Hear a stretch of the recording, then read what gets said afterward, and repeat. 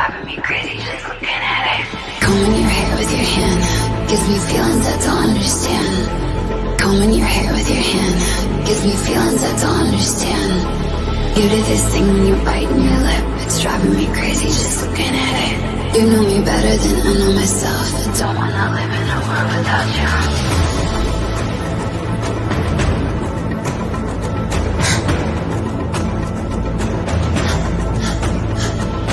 You do this thing when you're biting your lip, it's driving me crazy just looking at it. You know me better than I know myself. I don't wanna live in a world without you. World without you. Driving me crazy just looking at it. World without you. Driving me crazy just looking at it. You do this thing when you're biting your lip. Without you, driving me crazy just looking at it. Driving me crazy just looking at it. Combing your hair with your hand gives me feelings I don't understand. Combing your hair with your hand gives me feelings I don't understand. You do this thing when you're biting your lip, it's driving me crazy just looking at it. You know me better than I know myself. I don't wanna live in a world without you. You do this thing when I'm talking to you, like everything freezes and it's just you. You do this thing when I'm talking to you, like everything freezes and it's just you. You do this thing when you're biting your lip, it's driving me crazy just looking at it. You know me better than I know myself. I don't wanna live in a world without you. Give it to me like world without you. Driving me crazy just looking at it. World without you. Driving me crazy just looking at it. You do this thing when you're biting your lip. World without you. Driving me crazy just looking at it.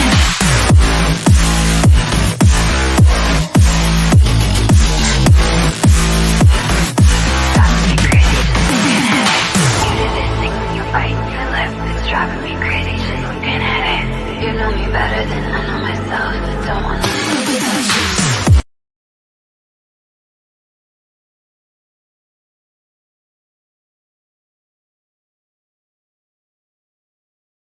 Alright, there we go. Helps if I add myself to the stage, doesn't it? Right, evening everyone. Hope everyone's good. Must admit, it's been one of them days again where it's just been a pain in the arse. Glad it's out of the way. Right, let me say hello to a couple of you quickly, and then I'm going to get to the point on here.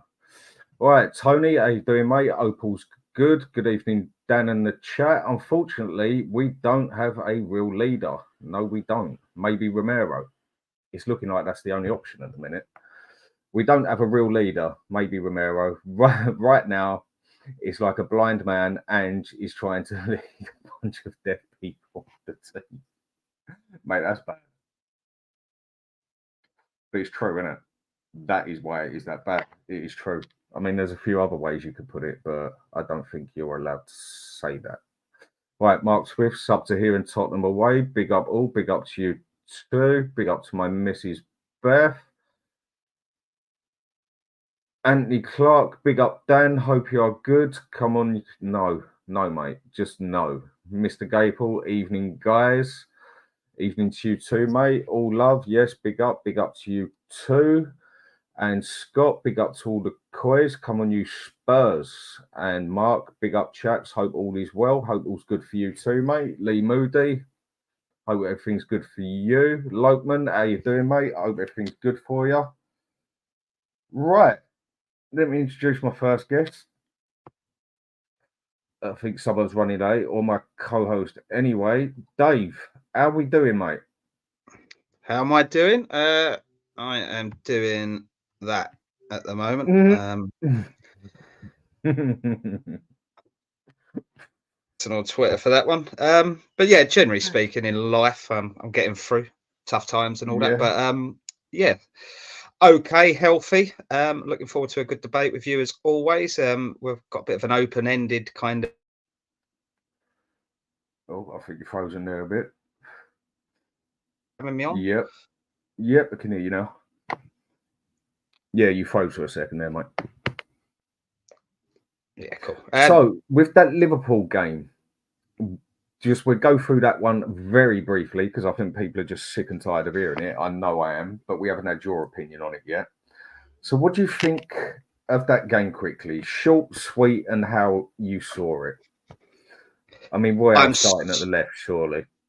Yeah, well, to be fair, I kind of knew that was going to happen anyway as soon as I saw him at left back. And I don't really want to give him hate because it's not his fault. He's not that good. It's the manager's fault on that one for playing him. But I was lucky that I was actually out having fun on Sunday. Had a very lovely day. So I had to get the highlights, and the goals were absolutely shocking what we conceded. And yeah, we got a couple back, but it was similar to the Arsenal game, right? The game had already gone. The opposition have got a bit slack. So I'm not even going to take much into credit for those guys that got a couple of goals at the end. Yeah, so absolutely disappointing. We are on a run of form, and there is a question now: are the players already packed up for the end of the season, right? And there's a good argument for that to be the case, which is very like Spurs over the last few seasons, right? We've seen this before, and it's very, very frustrating. And I think Ange has got to the point where he's just looking up at the ball, going, "Look, this is what I've got to deal with. Same old, same old, same old." The goals, they were basically the same as it has been, except we didn't concede a set piece. I mean, that was pretty shocking, wasn't it? But how much space do you want to give someone at the back post? When you've got Mo Salah heading in at the back post, totally unmarked, there's something seriously wrong. That's schoolboy defending. That's not even. I mean, it's the Premier League, right? You expect every now and again that an opposition could tear you apart because of the quality in this league.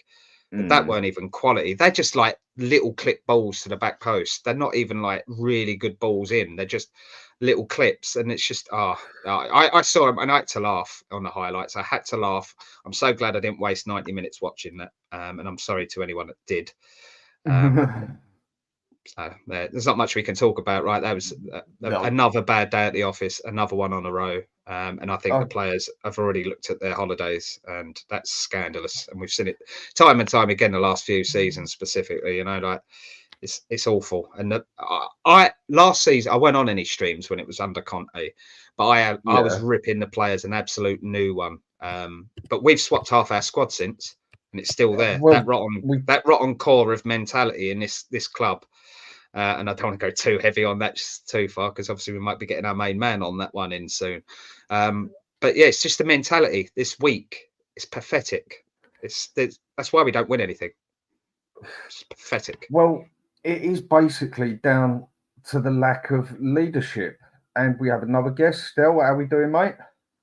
Yeah, sorry I'm late, guys. I've got that's all right, mate. Got caught up with bits here and there, so good to be on. Good to see you again, David. You all right, mate? You all right, Dan? You too, Stel. Yeah, I'm good. Thanks. Yourself? Yeah. Just it's been a fun couple of days. It's kicking off between Levy in, Levy out, and you might be getting a new fan here, Stel. I might have been turning a little bit sooner than I thought. Join, mate. It's just, do you know what it is? Part of me enjoys it when this happens because it's always nice when you kind of you got a stance on something and you're seeing it play out, and it's almost like I told you so, but you don't want to say that because your club goes through the mills in the process. But on the other side, I don't like it because there's fans now with their social media platforms calling out the Levy outlaw. You don't want to debate. You don't want to come on our shows. And then when you say to them, all right, I'll come on. No, I can't debate you because of X, Y, Z. Then other people come in, but they don't want to debate you because of Z, Y, G. And it's like, all right, okay, so excuses. And this is where we find ourselves as a fan base. And for me, do you know what, guys? A divided fan base is a sign of a lack of leadership and culture that starts from the top. We weren't divided under Poch. We were all pretty unified. The football was good. We were challenging. We were making good signings like Wanyama, Toby Alderweireld. Trying to think who we signed during those periods. But Dele Alli, and everything was going the right direction. But then as soon as that fell apart, you lose the unity. And so many things have happened since manager change, football director change, players in, players out, good players, bad players, things said by the ownership, things said that aren't delivered, managers saying one thing, then doing the other. And it all becomes a bit of a mess. Chaos, doesn't it? Chaos theory. And listen, I don't just blame Levy, right? I blame a lot of factors. I think football directors, they haven't challenged the culture enough. Managers have come in thinking they can do one thing, realizing actually maybe I can't here. They're not challenging the status quo. Only Conte did. But then I look at the fans as well, and it's how much are we prepared to accept? How much longer do we want to go on like this? And when you bundle it all together, you could blame fans, blame the football director, blame the manager, blame the chairman. There's a collective accountability. But at the end of the day, in any corporation, the buck stops with the people at the top. In any industry, not just Spurs. So yeah, I get 100%. It at work. One of my staff screws up, I get the blame. Even though I never told that staff member to do what they did, it's down to me now to sort out the staff member. Do I keep them? Do I change them? Do I educate them? Yeah. Have they got reasons to behave that way? Something happened I didn't know. The buck stops with me. And I think after so many years, you've went into the third decade of this ownership, third decade. Yeah, I think the only one I will put a bit of caution on is those that say Ange out, because we've not actually had a full season with a manager since the Poch times, right? And we haven't. I think the vast and I'm not putting words in your mouth here, still. I'm just kind of recollect what we've spoke about before. It wouldn't make a difference whether it's Ange or not, right? So it's not an Ange out issue, this one. This is more of a, as you say, that bigger picture. The buck stops higher up than the manager on this. So I don't need to temper those people that have said Ange out at this point. I think Ange is just going through what our last few managers have gone through. And it'll be interesting to see what he does to react to this. At the moment, he's not doing a lot, actually, in the last few weeks. He's not. And I've been a massive Ange fan, and I will sit there and say the last few games he's not really shown what I'd want to see in a manager of that. But I would like to obviously see him get the end of the season, get another transfer window in there. I just think I might have changed my mind a bit still, in the sense that when we had the Levi in, Levi out debate, I said like the end of that 3-year cycle, I would sit there and judge this. I think I'm getting closer to now. I want to see sort of next season now. I don't think he gets that third season at this point. That's Ange and Levi, by the way. That's Ange and Levi, by the way, on that one. I think everyone's at that point now where they're waiting till next season now. I think after the Arsenal game, I'd say 90% of us just, you know what, fuck it, let's wait until next season. I think if Arsenal win the league, it will speed up the process in terms of where fans are saying, I'll give it a year. If Arsenal win the league, they'll give it till Christmas. Yeah, I think that lot down the road. Listen, Stan Kroenke's only been in charge of Arsenal, like outright control, for 5 or 6 years. So if he wins an FA Cup, a league title, rebuilds the culture, and puts them back on the map in 5-6 years, then I don't see how fans can be patient. But I agree with you. I'm not Ange out. Not yet. I've come on Dan's show loads of times. I've said 1,000 times.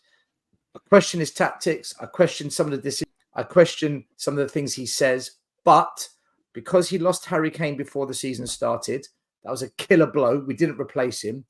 And because I need to see how this plays out, I need to see if Andrew's got the balls to tell the owners, this is how it needs to be. This is how we need to do transfers. And I need to see whether he signs Timo Werner or not, because that's a big, I'm done if that happens.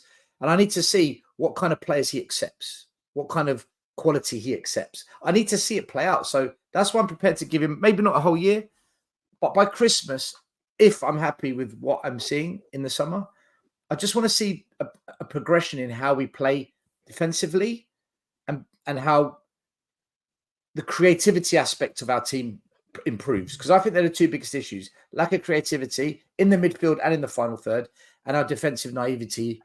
That needs to be eradicated. If I see that and we're still losing, but I can see there's improvements there, listen, I'll see it out to the end of the season. Of course I will. Exactly. It's just that's what most of us want to see. We just want to see him try something. If we're still losing games next season, but I see him trying something in certain games, adapting in certain ways, I'll be happy with him. But right, let's get to the point on this one. Like I said at the start, and like I've put on here, Tottenham, where is your leader? What leader, I think, is more the question.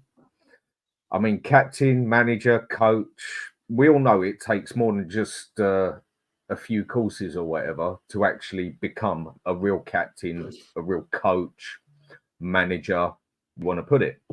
Some people like to think that as soon as you've got that bit of paperwork, you know everything. Some people obviously understand that you don't. But on the captain side, on the leader side of it, it's like you said, Stel, the leadership starts at the very top, doesn't it? Yeah. And we start with Daniel Levy on this one because we're going to work our way from the top and work our way down on the pyramid sort of thing. He's not exactly a good leader, is he? Not exactly a good captain, whatever way you want to put him. As a businessman, maybe, but on the football side of it, his that he really does not care. It shows all the way through the club, basically, doesn't it? You're asking me or David? Sorry. Either one of you. Sorry, you go first, Stel. Sorry. Yeah, sure. Well, I personally feel the culture of the club is broken. I feel that the fabric of the club is stained, and it's not a fabric you can put in the washing machine and clean the stain. I believe the fabric needs to be thrown out, and new fabric needs to come in. Essentially, I'm talking about the ownership. People say, "Oh, but the culture comes from the manager, it comes from the fans." I disagree. It comes from the top. I'll give you two examples. You've got the mayor of London, who has changed the culture of London. For sure. The London has changed, and that stems from the mayor and his decisions, but also from the government and the decisions they make, even higher above the mayor. And those decisions impact society, economics, way of life. And that's changed the culture of Britain, whether it's immigration, whether it's economics, whether it's housing, whether it's how people feel about public services. These all stem from the top. And then that mood, that emotion, then changes the culture of a country. When you look at a business, Steve Jobs, he grew Apple with his, I forgot his, was it Wozniak? And they were known as an up-and-coming, energetic tech company. As soon as Steve Jobs was kicked out of his own company, they fell apart. Apple went to absolute shit. Yeah. They had to beg him to come back, give him pretty much everything he demanded. And then look what happened. The iPhone, the iPod. Now they're the second most powerful company in the world behind Microsoft, the culture, I think. The culture changed, and that culture led to success, and it led to, the business you see today. So culture starts at the top. When I look at our owners, they like property, they like land development, they love money, wealth creation, a bit egotistical, very sensitive to criticism, very, very sensitive to when fans turn on them. We saw it last year. The fact that his wife had to put her hand on him and say, "Daniel will be okay." She knew, right? She lives with him. She goes to bed with him. She's in the house with him. She's on WhatsApp with him. So she knew that it got to him. And he even came out and said, Daniel said, "I made bad decisions. The fans got to me." And okay, all right, great. You're okay to take your £3 million bonus though, right?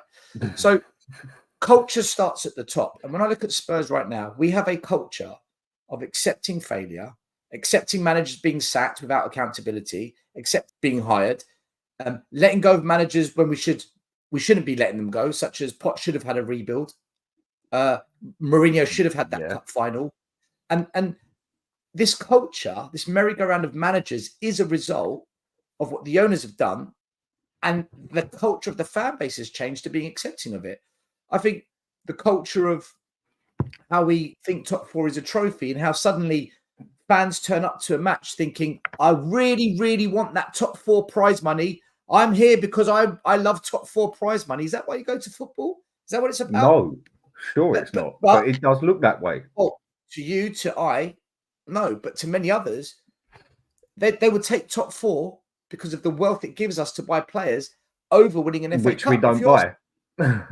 But if you ask fans a question, do you want the FA Cup or top four because of the money in Champions League and hearing that music on a match day, the champions, some fans and quite a few would take that. So the culture has changed, and it's the owners that have created this culture. When you look at rival clubs, and I'm looking at the top six, not Brighton and Crystal Palace, all due respect to them, they're not out. We shouldn't be comparing ourselves to clubs that aren't at the table we sit at. We sit at the big six table. That's why we got invited to the breakaway European Super League, because we sit at a different table because of the finances, not because of silverware. Yeah. So let's compare ourselves to those clubs. And when you compare ourselves to those clubs, they behave differently culturally, and their fans behave in a different way as a result. So, look, I think culture is the biggest thing at the club that needs to be fixed. And I don't believe a manager can change that. He's part of it. It's going to take more than a manager to change the whole culture. Right, just want to say a quick hello to Samuel, my little brother-in-law. Hope you're doing, mate. And remember, you've got till 9:30 before your phone and iPad has to be handed in. Maybe if you're good, I'll give you another half hour. But apart from that one, Dave, with everything Stel's just said, and like I think we all agree on it, it all does start at the top, the captain material, the leadership. How do you look on this whole system? I can't disagree with a word Stel's just said there. The only thing I'll add into that is from the manager's point of view, and this is why Ange gets a little bit more of a leeway from us on this, is because he's now inherited a culture above that Stel's just described, but also a set of players that have been brought. They may have a bit of talent on, in terms of their stats and their attributes and that, but the culture hasn't been to buy winners. The culture's just been to buy potential that we can potentially make money off. And I think that's what stems through the club now, because when the going gets tough, the players get going. And this is cycle after cycle of players. We don't ever have a full squad of winners in there. We don't go out there and say, what players are we going to buy that go out and win trophies for us? We've had it over and over again, when we want the likes of Bastoni and we go and get Joe Rodon because he's potential and we can make money on him. It's that kind of culture that I think Stel's hitting on there from the above that then leaks down into the playing squad. And we're sitting there expecting a manager in his first season to come in and sit there and be brilliant with this set of players. And it's like, well, actually, if you go through that squad, how many actual leaders are there? And this is why we got on this debate then, because we touched on it a little stream ago, right? When you look around that squad, where are the leaders in there? Where are the winners?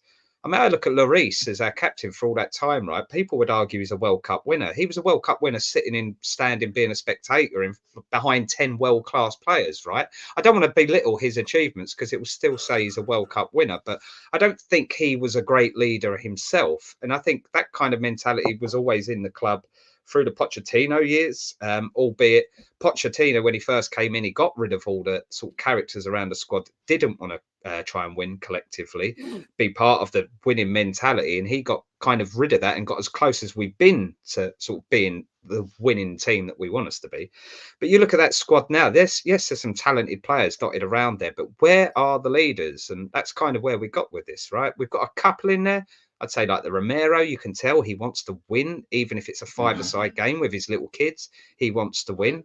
I think actually now I've just remembered, I think there was a little social media thing a little while ago where he was actually 2-footing his own son at some point in a little muck around game.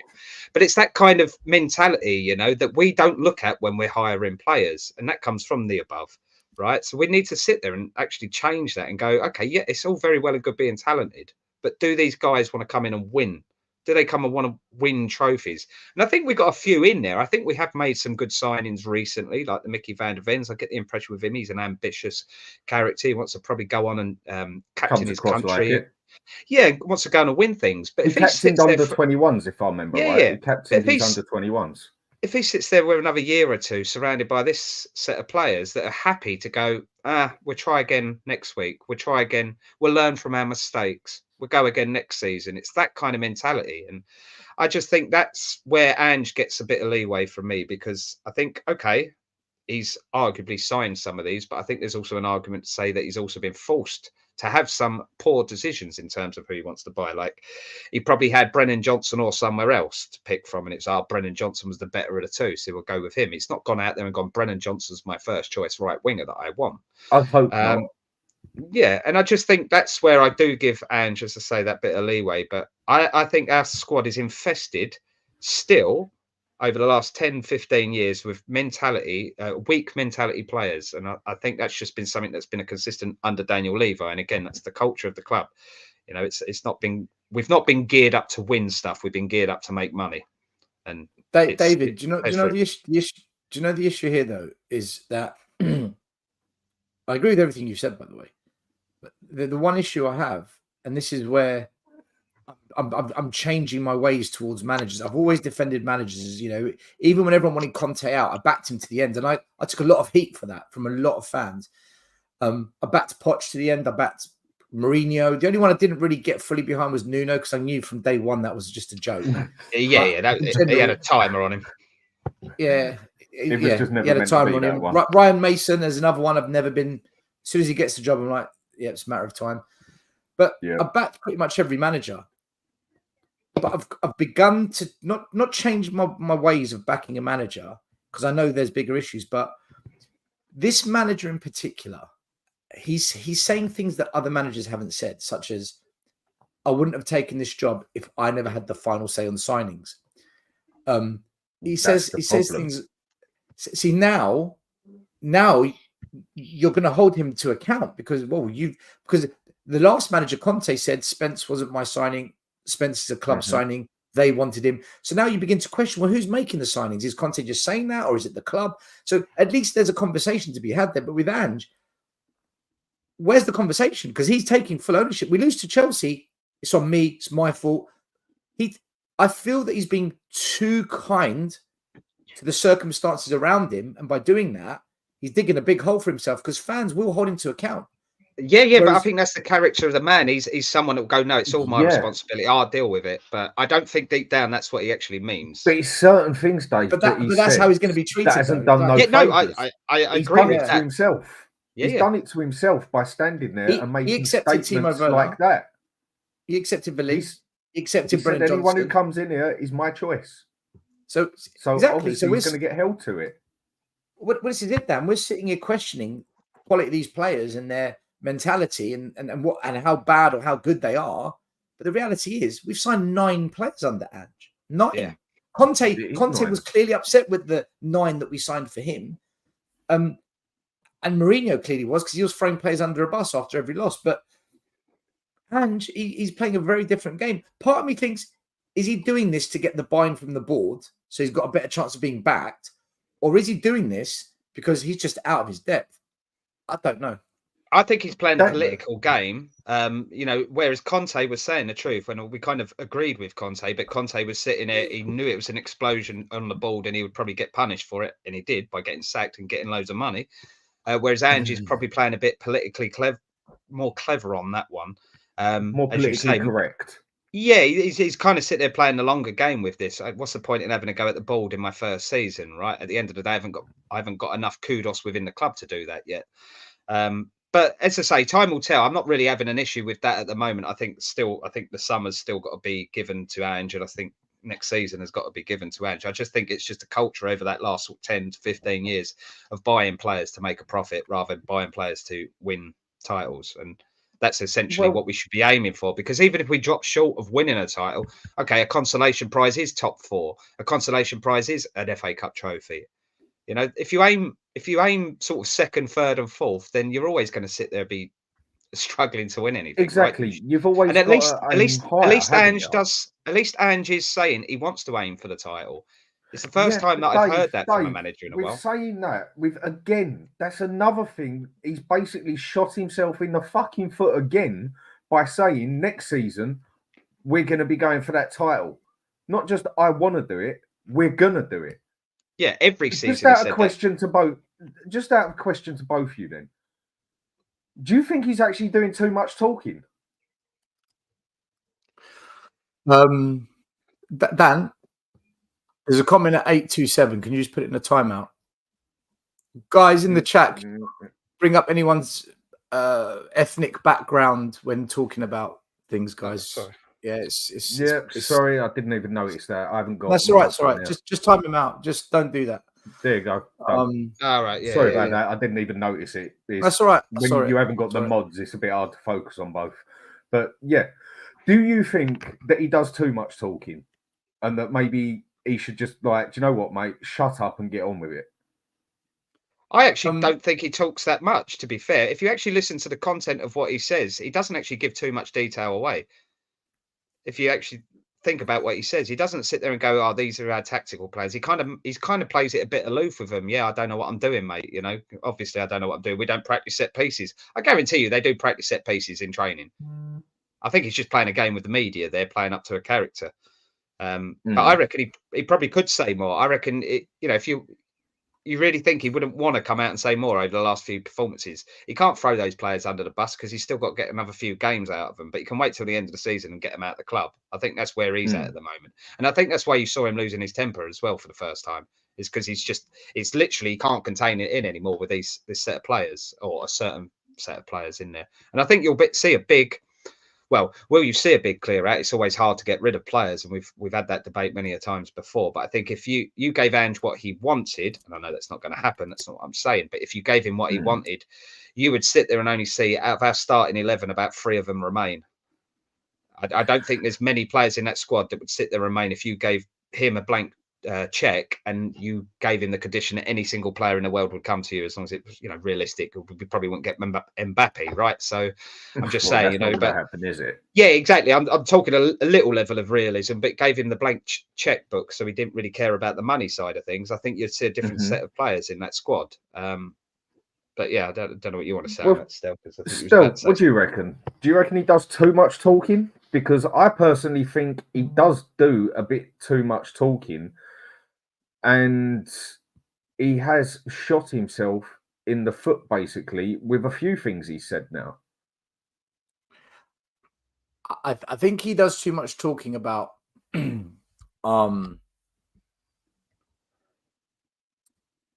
overhyping situations at times, saying things like, we're going to challenge for the league next year, and I just wish other managers would stop moaning that they don't have the players to play a certain way, just do it. And then 2 months later, he says, I can't play a certain way because I don't have the players. It's almost like, well done a minute. You've set this expectation that you can play a certain way regardless of who you've got. As soon as we get a couple of defeats in a row, suddenly you can't do it. So don't stop talking about expectations and just go with the flow. He's talking too much about how not that he's the best thing since sliced bread, but I think he just needs to calm down with the expectations, because I think he's building us up for a fall by doing that. Also, I think the media are a bunch of pussies, if I'm honest with you. These journalists, ask proper questions. Ask him, Ange, you spent £30 million signing Dragusin, a defender, yet he doesn't play when you've got defensive frailties. You then take off Emerson because you're not having a good game, and you choose to bring on a midfielder to play left back, and you still leave Dragusin on the bench. What's your thinking behind that? Ask questions like that. Ask us, Ange, you went to Liverpool. We've seen Kulusevski playing the 10, but you played him back in the position that he has played normally out wide. But then you've put Lo Celso and Maddison both on the bench. You had no number 10 on the pitch. Why did you do that? They're the kind of questions I want to hear journalists ask. And Iggy raised this on my channel, so I don't want to steal Iggy's thunder, but he made a good point. Why aren't the journalists asking Ange the questions that we want to know, the things that we talk about? Why is Emerson starting? Why is Skip gone left back? Where's the number 10? Why didn't you start Richarlison? These are the questions, about the tactics, about the footballing decisions, match day decisions. The journalists aren't asking him these questions, Dan. So I kind of feel that, Ange talks too much about expectations and he should just calm it down. But I also think the journalists are a bunch of cowards. They're not asking the questions that we as fans want to know. Like, that's a very good point. The match day stuff, not Ange, you've lost 4 in a row. Yeah, we know that. Cheers. We can see that. I don't know, basically. Why was Oliver Skip at left back? That's what I want to fucking know. When I heard about that, I just chuckled to myself. But you're absolutely spot on there. I think that's a general thing with the media in general. I don't think we've got many great journalists going anyway, right? They're they want to be cozy with the managers so they keep their jobs. They don't want to be hard hitting with their questions. But yeah, I agree with you on that. But I think that's more of a general thing with the journalists in this country. David, is it hard hitting to ask why did none of your natural number 10s play in the number 10 role against Liverpool? What is it you saw that made you think to set up that way? Was there an injury? Was this a tactic? Because it clearly backfired for 45 minutes. Yeah, no, I agree with you. I agree with you. But you see with Pochettino, when he threw his dummy out the other week with the press conference and that's what the journalists are afraid of, that they won't get invited back and get their free food and that. Well, that is why quite a few of them just say what they've got to say now, isn't it? It is basically true now. That is why a lot of them just say what they got to say, because Otherwise, they just don't get invited in the room anymore. And there's only certain but questions Dan, they can ask, because otherwise the manager won't have it, will But they? it would be nice to see, why Lo Celso. I'm not a massive Lo Celso fan, but there was clearly a need for him to come in over the last few weeks. But I reckon something's gone on behind the scenes. But no one's asked that question, which backs up your points there, what you're making, right? What has gone on behind the scenes with Lo Celso? Why won't he get a game? it's the way you deliver it. Like you could deliver a question that comes across without being, pushy or that might cause you to lose any perks and benefits. You could say, Ange, this season you've been pretty consistent playing a number 10. Sometimes you rotate Kulu in there. Sometimes you're creative with between Maddison and the cell. So it's been interesting to watch you do that this season. For this one particular game, though, however, you didn't play any of them there. What was your thinking for that? It's the way you deliver it. Like you're telling him you've been really good this year by doing it. Why did you change it this time? But these journalists, they're shit. They're not exactly old school journalists where they would fight to get to hear something, isn't it? It's like they already know the answer to the questions they're going to ask. And these days, the way it is as well, even the manager are sort of, you can only ask him certain questions, otherwise he just won't talk to you, because that's happened a few times as well, isn't it? Yeah, well, you've got press officers saying you can't ask this, you can't ask that before the journalists get to ask the questions, right? Right? That's a problem in this country in general, and maybe other countries, I don't know, but it's definitely a problem here. Okay, so what anyway. I'll get to then, we realise that the problem is at the top, and to an extent, is hardly fixable, is it? But we need. I think we need Ange to be a bit more of a leader on the pitch, standing next to the pitch, because half the time, 3/4 of the time, he's standing there and he doesn't seem to, until recently, get stuck into it. And then we need that captain on the pitch. And that is one thing we just don't have. And Son, for me, is not captain. Now, I know we've spoke about this many a time, but what sort of captain material do we need at Spurs? I mean, there's all different types of captain, isn't there? Loads of different players, and they've been captains in loads of different ways. Like a few of them that I just writ down earlier of ones that I remember.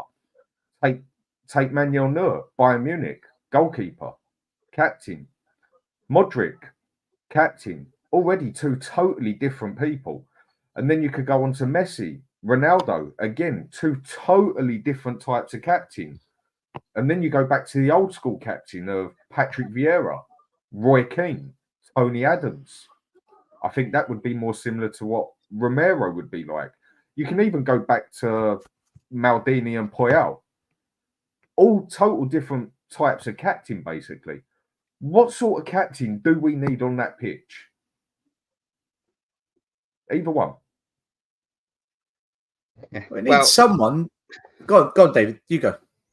Yeah, well, I personally, I don't think there is a right and a wrong when it comes to the captain. I think my personal preference is, as I say, someone who's visibly the captain on the pitch. There's no mistake in who the captain is on that pitch. And I think one of the few is Romero. As the season's gone on, at the start of the season, I would have been a little bit wary because of his disciplinary record. And I think your captain, okay, you can afford maybe the odd red, maybe two for a season. You look at the Vieiras and Keanes of the world that missed a few games, but you kind of took that because over the 30 games they played, they get enough points for you. Whereas Romero, let's not forget, he was very, very, like, you couldn't trust him to do anything. But I think he's been really more mature this season. And going back to that winning mentality that I touched on at the start, I want my captain to be a winner. So when I was manager, and I had a bit of a tough choice because I had sort of two holding midfielders. I played like a 3 and a 2, and the two holding midfielders in front, they was kind of 50-50 for the captaincy. But in the end, I went for the one. Like the other one was slightly better at football, but would sit there and tackle his own granny for the ball. Someone who would sit there and die for every blade of grass on there. Whereas the other one, I kind of had this little feeling about, maybe if the going got a bit tough sometimes, he might shy away a little bit from putting the effort in.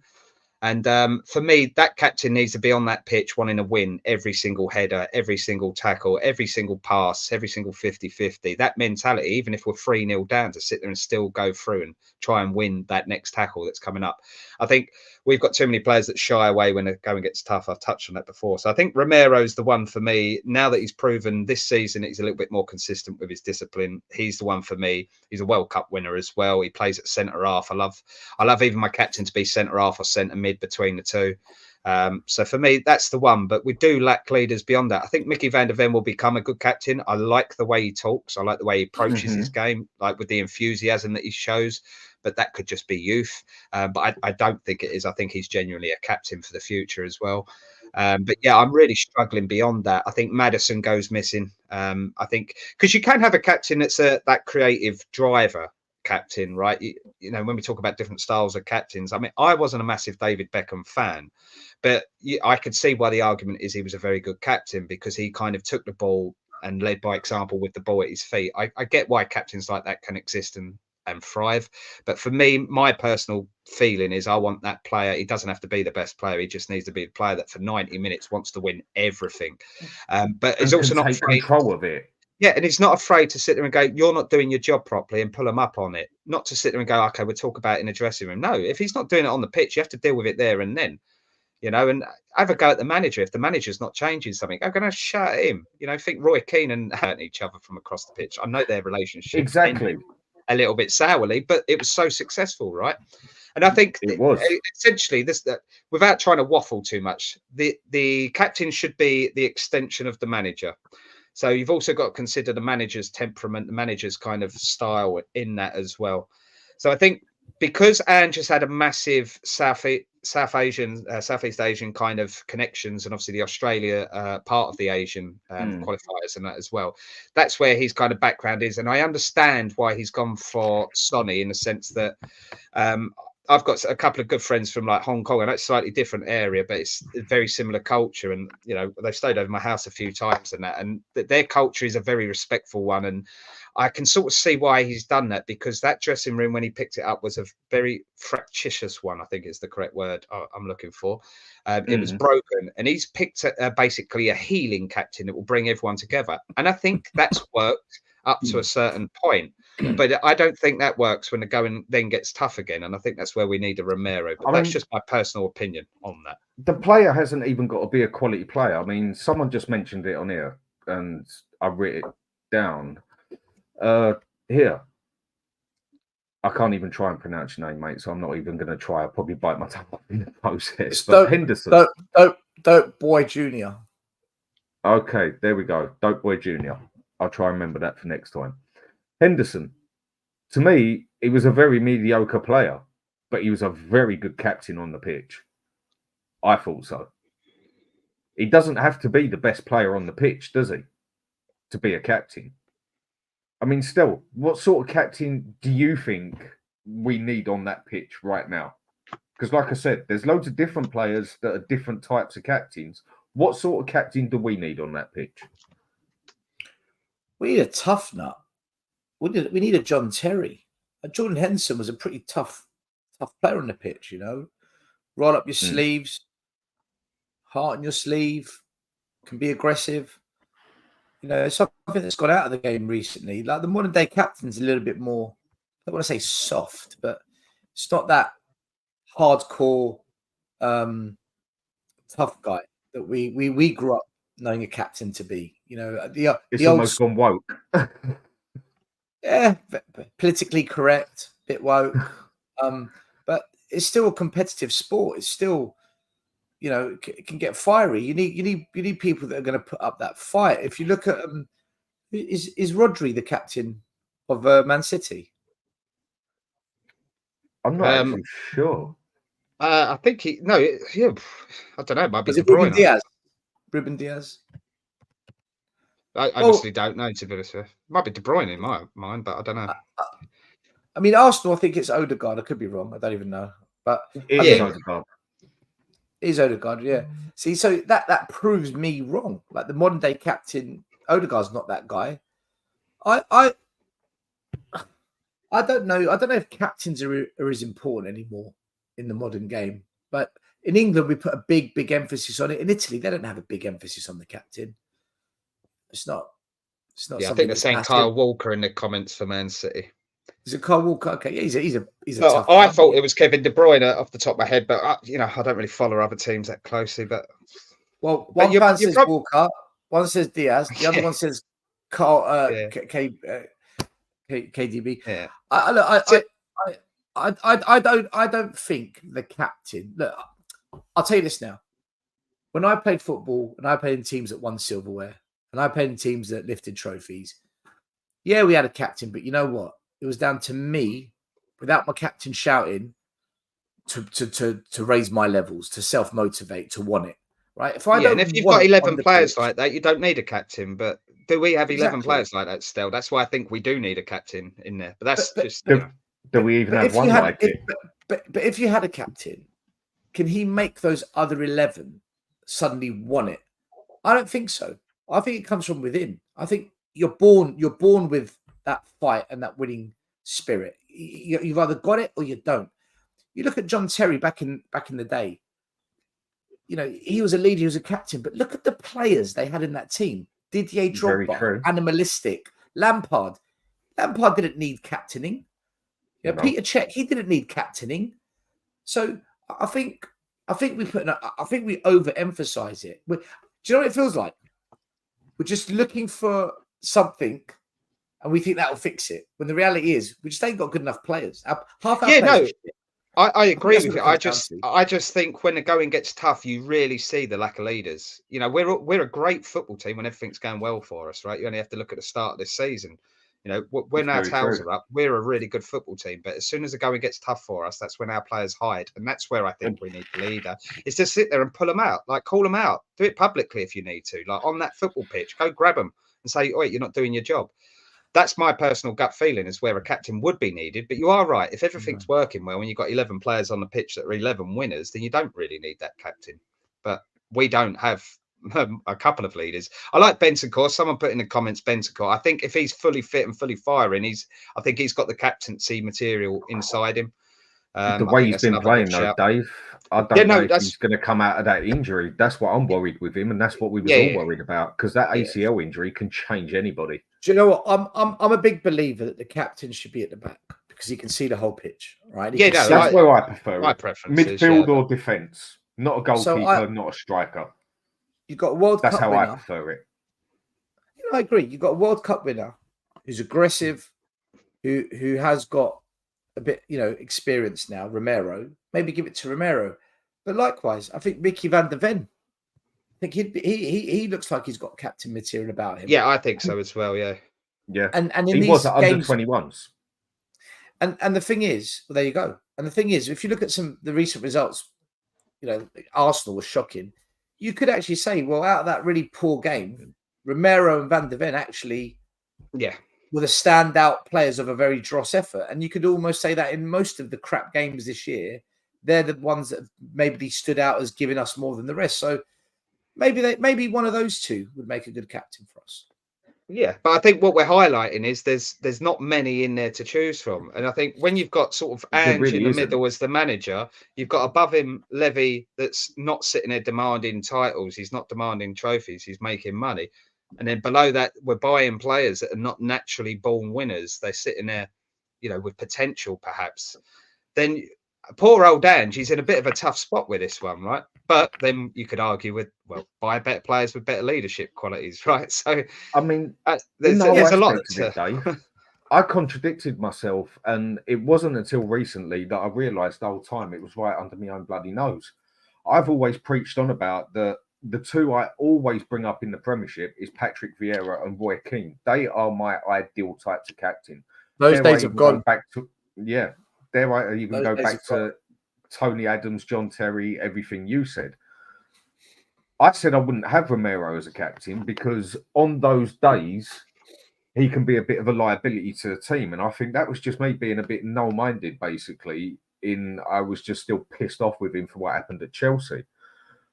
But if I'm going to think about it properly and I look on it and take a step back now, I got that all totally wrong. And it was right under my nose when he's my prime idea of what I would want as a captain. And I was saying I wouldn't want him as a captain. Yeah, but I don't think you got it wrong, Dan. I think at the start of the season, you couldn't trust him to do that. I think he's just proven this season that you can actually trust him a bit more. So I don't think he was wrong. I just think at the time you was having that debate, he didn't have enough proof that he could be relied on. So I think you had good reason to doubt him to be captain. I think he's just proven us wrong over the season that he can maybe be captain because he is a little bit more disciplined this season. So he does come across that way. Out of everything we have got at that club, in that team, I think Romero and Vicario and maybe Van der Ven are the only ones I see as captain material. And for me, Vicario goes straight out of it because I would never have a goalkeeper as captain. It's just something I've never personally agreed with. I think Romero is our prime choice of captain. He has everything that I want in a captain. And I also think he is one of the few that would have the bottle to not confront, but to talk to the manager that there's a problem on the pitch. Like, hang on a minute. Like, we're not liking this idea of play you're doing, like, say, the zonal marking or whatever else. And we all think you need to change something. And I think out of that whole squad, he's about the only one that would actually have the bottle to go up and actually speak to the manager about it. But then we don't know what they're like off the pitch, do we? And just to also caveat this point as well, we are missing that kind of big central midfielder, whether you want to call it a 6 or whatever you want to call it. But that's sort of, we haven't got a first choice starting midfielder. We've been chopping and changing all season. But that centre midfielder that starts every game and runs the game, and also that target man up front. If you've then got Vicario, Van der Ven, Romero, a big midfield presence and a big striker up the top, and I'm not saying big physically, I'm talking big as in mentality, then we've actually got a spine of which then the rest of the sort of the younger lads or the potential lads might be able to sit there and leech onto and sort of, you know, thrive off of that. But at the moment, we're missing that spine as a club, as a team, through that middle of that pitch. And I think that's just highlighting where we haven't got that leadership, is because you should have, you know, 4 or 5 leaders through that middle of the team. If I was building a football team, we've all sort of done a little bit of it in our past, right? You'd always have that spine through the team, wouldn't you? We haven't got that yet. So I understand that, you know, perhaps maybe we are sort of waiting for the next transfer window, heaven forbid, if we do get what we want in there. But Phil Coyes has made a solid point here. I mean, he's just asked me to go and check up it on here. And when Ange talks about Romero, saying he's the only World Cup winner and said he wishes he had more Romeros in the team, leads me to think that he's a future captain and says a lot about the team. Well, he is a vice captain, isn't he? Along with Maddison, if I remember right. Yeah. Maybe that is saying something. I didn't think of it that way. But for me, the captain material. We can talk about captains all day long. No captain's going to make Emerson Royale play good. He's just not good. It's just not happening, you know. I'd make him watch the back post when someone was coming in. If he wasn't, I'd throw him off the pitch and play with 10 men. There is no way that you're allowed to be doing that if you're playing alongside me. And I'll play left centre back as well. So I'd definitely have a go at him. But again, I think the goalkeeper as well takes a bit of blame for that, because why is he not screaming at him that he's free coming in? But he may have done it. I mean, I didn't watch the whole game. Maybe he did have a go. Because we zonal mark. Because we do zonal marking. That was open play though, wasn't it? The goals. We didn't actually concede from a set piece. We didn't concede from a set piece. Oh, sorry, beg your pardon. That was the only difference. Yeah. Sorry, Liverpool game. You're right. Because when you said back post, I thought you meant as in we're marking the post on the corner. I get it. Yeah. Well, that's the way I always knew it. Like, if you want to call it, like, some people have a fancy name for it, whatever, and that. But for me, it was always, the 2 bits were always zonal marked, if that's what you want to call it. And that was the front post and the back post. And then everyone basically done man marking. And this whole zonal marking thing is just not working with Ange, and he needs to bloody change that. And I want to touch on this as well, because this is probably going to back up Stell's Levy campaign as well, because it doesn't prove him right. But, you know, you talk about culture, winning mentality and that running through the squad. I mean, if you go through the history of our captains, I think that says a lot as well, right? So obviously, I know Harry Kane obviously spent time as captain in and out when obviously Lloris weren't there, but he was never really the captain, was he? So we got Sonny now, then we had Lloris. Do you remember, Stel, who was the actual captain before Lloris? Because I pulled Dan up on this because I didn't know this myself. And I was got shocked. it wrong as well. Captain before, it wasn't. I'll give you a clue. He wasn't captain for long, but I think this sums up like. So we've gone from Sonny. Wasn't it Ben to Davies? Lloris. Was it Ben Davies Nope. or something? No, keep guessing. Oh, I I'm not don't- going to remember. I'm not going to. Can Yunus anyone on the talk remember this? Dave. Sorry, I've just gone Yeah. too early there. Someone has, Yeah, Hotspur you got have. it. Yunus Yeah. Kabul. I said Right. Dawson. And Dawson was before him. Now, I like Dawson. I think captain material, he's got a lot of. I never thought he was like, the most amazing defender in the world, but nor was Gary Mabbott, right? But he had good captain. They had the material, I passion. think, Dawson. They had the passion for it, didn't they? Yeah. Before that, Ledley King. But Ledley came through the ranks before Levy and Enoch, right? So I don't know if you want to count that one. And I think Ledley King is an absolute freak because I will die on a hill by saying he's one of the world's best defenders that we've ever seen. Unfortunate with injuries, we didn't get to see enough of it, but that's just my personal opinion on Ledley King. I absolutely love him. But before that, Jamie Redknapp. Now, you could argue, was he a good captain or not, but he's not the most inspiring. Teddy Sheringham. Okay, he was captain at the end. And there was some bloke that played for us for a period of time before that. I won't mention his name. And then before that was Gary Mabbott. So Gary Mabbott obviously was before Enoch, and that one in between, I won't mention his name, was in between. But you see what I'm saying? That's not a stellar set of captains, is it? There's a couple of good ones in there, but it's not like, we're replacing a good captain with a good captain. And yeah, you could argue the captain's not that important, but I still think they play a massive part in it. But that's what I'm saying. We've gone from Gary Mabbott. Before that was what? Richard Gough, Ray Clements, Steve Perryman, obviously absolute legend. That does the talking on the pitch for you, basically. Yeah, when you're the manager and you can't get to certain people, the captain is meant to then image you as such on that pitch. Yeah. But I think it also touches on Stell's point in that culture from above, right? That actually during the Enoch period, our level of captaincy has been very hit and miss. There's a couple of good ones in there and a couple of poor ones in there as far as I'm concerned. But you go before that when you got the Mabbotts, the Perrymans of the world, right? They're proper leaders. And obviously led this club to sort of relative glory, right? When you have 17 managers in 24 years. Yes. Yeah. No, it basically says it all. But okay, we've done the captain bit, yeah? So the next bit I want to talk about on here is something that a lot of people I hear talk about, and a lot of people class it that it means something. A lot of people class it as it don't. Coaching, yeah? Now, Dave, I know what you've done in your life, and Stel, with you as well. Me, I even got my thing out, and I've done my level 1 and level 2 about, when does that say on there? Makes me feel old now. At West Ham as well, 2005. That book. That just wouldn't even. It is. It's worth money, isn't it? That is. Oh my God. My wife had to get that from the loft, basically, and that. I mean, I wouldn't have a clue what to do on there except shout at them now and say, pull your finger out your ass. So I'll go to you first, Dave. Yeah. Give us your story on how you basically started coaching, managing, when you went and got your coaching, how it affected you. And at the end of it, do you think it actually means you know more about football than someone who's never coached in their life and just watches a game on an armchair?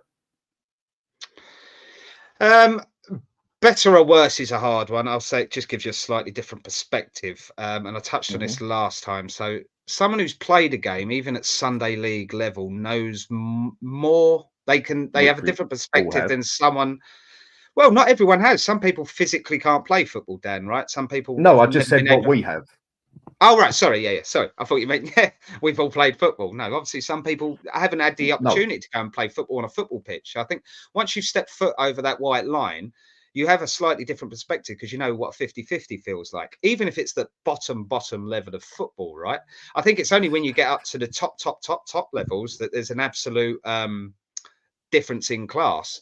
So I think if you've played the game at any level, you've got a different perspective to someone who's just sat in their armchair watching a game. Likewise, I think if you've coached, you have a slightly different perspective to just being a player reviewing the game. And you might sit there and start looking at how, technique, where, they're putting their body positions in, how they're going up for a header, things like that. And likewise, if you go to the manager's end, then you might start looking at things at a more of a tactical level. So I do think it gives you a different perspective, but it will never make your opinion more correct or incorrect compared to someone else's that hasn't got that level. So my background was obviously you guys, I'm going to say this again, Dan, you and your set of mates were about 5-6 years older than me and my set of mates, but we all kind of grew That's up in right. the same estate, all obviously back in the old days playing football in the street, ended up making our own football team. So I always played for a structured football team locally. So I was coached from a young age, whereas you and your mates never really was you? So when me and my mates used to play, you used to absolutely batter us. No, Take if you us out. remember, we played the semi-pro Italians, didn't we? Yeah, exactly. That's you let us come and play for you because you realised that even though we was a bit younger and a bit lightweight, we was actually not too bad at football. But That's anyway, right. that progressed then, and I come to join, I think, your Sunday league team when I was about 14, I think. So I was obviously too young to play, and ended up captaining it like about a year or so later. And then obviously the manager left or whatever. I ended up being like the manager when I was 15, 16 of a bunch of adults. So that's how I kind of stumbled into the I remember managerial that. role. But my background was always just looking at what you've got in terms of the squad and putting a team together that will give you the best chance of winning games. And we went from, I think, losing, I'm not even going to say it, but there was a couple of games in there we lost by like 20s and 15-0s and things. That's how it Ended started, up, wasn't it? we ended up scoring goals, and then we ended up starting to win games, and we ended up doing all right. But anyway, so then I carried on playing my football. I think that folded somehow, but I then started my own team with my sort of set of mates and a few people I didn't know, and we ended up having our own local team, didn't we, that we built and ended up going up the leagues that way. So that's how I got into my management. Ended up culminating with us winning the league. And at this point, I'd never obviously had any official coaching or training. I was just purely doing it on my knowledge of what I thought was right in football, how a team should be set up. But that was mostly down on, I looked at what resources I had available and what was the best way to get a team that had the best chance of winning. So it wasn't like I had set philosophies in play and things like that. It was kind of like, okay, well, we've got 3 right backs in the squad, so I've got to try and make you into sort of a defensive right winger to fit into the squad, that kind of level of tactics. But then we eventually built a squad that we did have a team that was in my model. So I ended up, and I always say this and joke around with my team, because I think it's 11 years since we won the title now. We had a little reunion at the weekend, a couple of us, and ended up creating this formation. And then Antonio Conte came in at Chelsea and done, and everyone's, oh, 3 at the back, it's amazing. I was like, we've done that at like local level and absolutely dominated. But my point I'm getting to at that point, I won the league with the lads, and it kind of felt like we reached the pinnacle. We got promoted to what was the Premier Division in our level. I remember that. And I did lose 2 really good players. One actually went out to Brescia in Italy. He was that good, to be fair. He was only playing in their vets team. It weren't like their obviously first team or anything. But anyway, so I went for my coaching badges after that. Like the club kind of put together and thought, oh, you know, we're doing well. We're going up. We're in the Premier Division. We could potentially go on like the semi-pro levels here. We'll put you through the coaching. Okay, I'll go and do that. So I went off in the summer, done all my coaching badges or the first couple of levels, learned not to touch kids. That was basically the level of coaching you get given. You know, it's safe. It's safeguarding. It's putting training exercises on that don't injure players. You know, that kind of level of training. It's not coaching you how to be a good footballer. It's not coaching you how to be a good tactician. It's purely, this is how you put a session together. But then that mucked with my head a little bit, because I used to follow Cuerva coaching, Alf Gullerstein. Matt Wells as well was another one I quite liked. And I used to just Curva, yeah, exactly. I thought I got the pronunciation wrong there. But that's where I got my level of training exercise. I was like, well, this is how I want to play. What training exercises can I put together for these lads, which weren't the most footbally intelligent when it came to football, because, as I say, about half my squad hadn't played that structured football before. So I was doing that before, and then I went on these coaching courses, and I just came back with all these ideas, and I was just like, all right, we'll try that, no direction. Ended up getting us relegated, and the team folded at the end of the season because like people just stopped enjoying it and all of that. And you know, so my gut feel, and I never really then pursued my coaching beyond that. I've done a little bit of part-time for the vets team every now and again. They like when we're short of a manager or whatever, but that's nowhere near the level I'm talking about. But I personally fell out of love with the coaching side of it, because when I realized you had to go in and, you know, as I say, it's about the safeguarding and things like that, and go through like the paperwork and things like that. I was like, I'm not really learning about football coaching. I'm not really learning about tactics here. And I know that would have come further down the line, but I just felt that And you know that what's his face, Mark White from Dorking Wanderers. I just felt a bit like him in the sense that what I'm doing works for me and it works for the players that I've got. And it was very simple. I had an idea of how I want to play. I knew training exercises that would enable them to sort of get that muscle memory that they don't have to think about it on the football pitch, and keep it simple, you know, with the tactics. And it was all about motivation for me. I was a manager, I wasn't a coach, and I never felt comfortable with the coaching. And I think the coaching badges are exactly what they say, especially in those first sort of few tiers. And I know Stell's got more experience on this, which is why I'm probably going first on this one. But I just don't think that you learn how to be a manager during those coaching lessons. So I think it actually muddled with my ideas and I ended up folding it. But to answer your question, do I know more than the next person? No, of course not. I think football is a game of opinions. There's no right or wrong. There's very few examples of right and wrong. I just think I can have an articulated conversation with someone about football tactics with someone, because I can actually sit there and sort of see what the managers set out to do. I can see what they're doing when they're defending over the right-hand side in their sort of final third, if you like.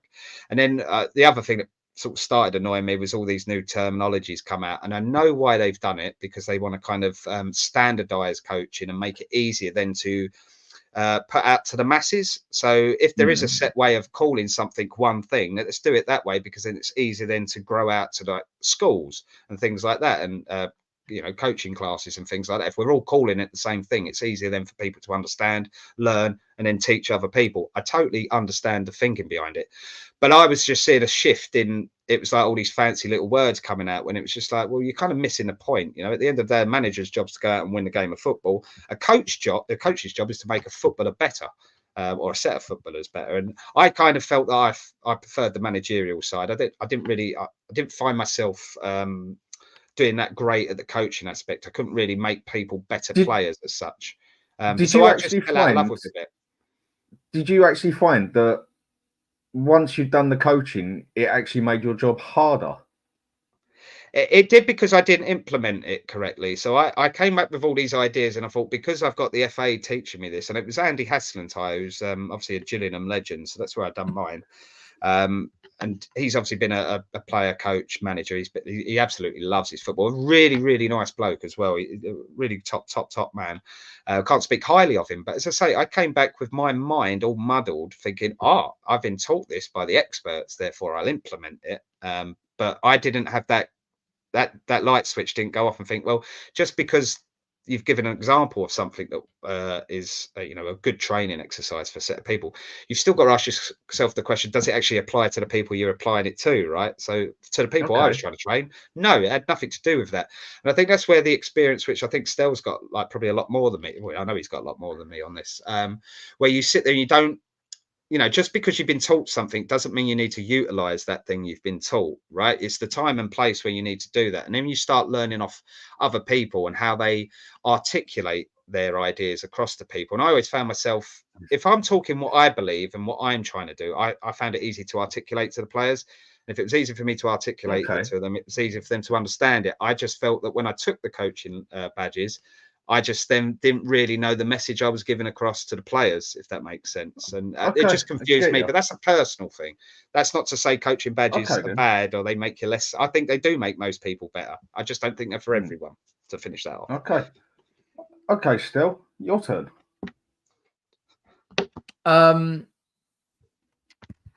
It's interesting to hear that David actually say prefers managing to coaching, because I think I feel the same way, actually.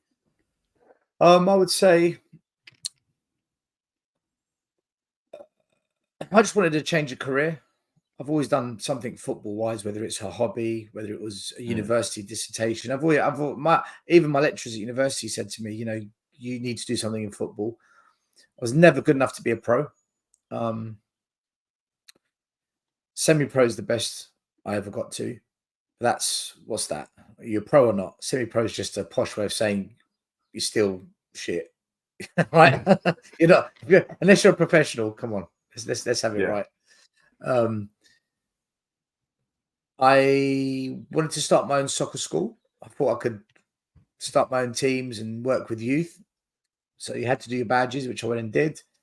I was awful for about 2 years, absolute crap. And then you just pick things up.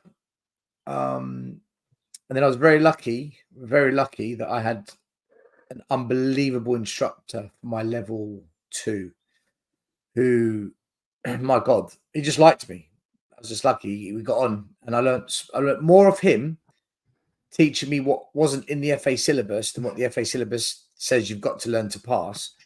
And that's when I began to kind of understand it better. And then, again, bit of luck. A couple of our teams happened to win a few trophies. And that caught the attention of some scouts from Tottenham Hotspur, because I'm based in North London, from Arsenal. And they became friendly with me. You know, you got some good players here. Can we have a look at them? And then you became friends with them. And then they opened up the door for you to go into the pro academies, take your teams there, come and play our teams. And then you just watch the other coaches that were there and learn from them.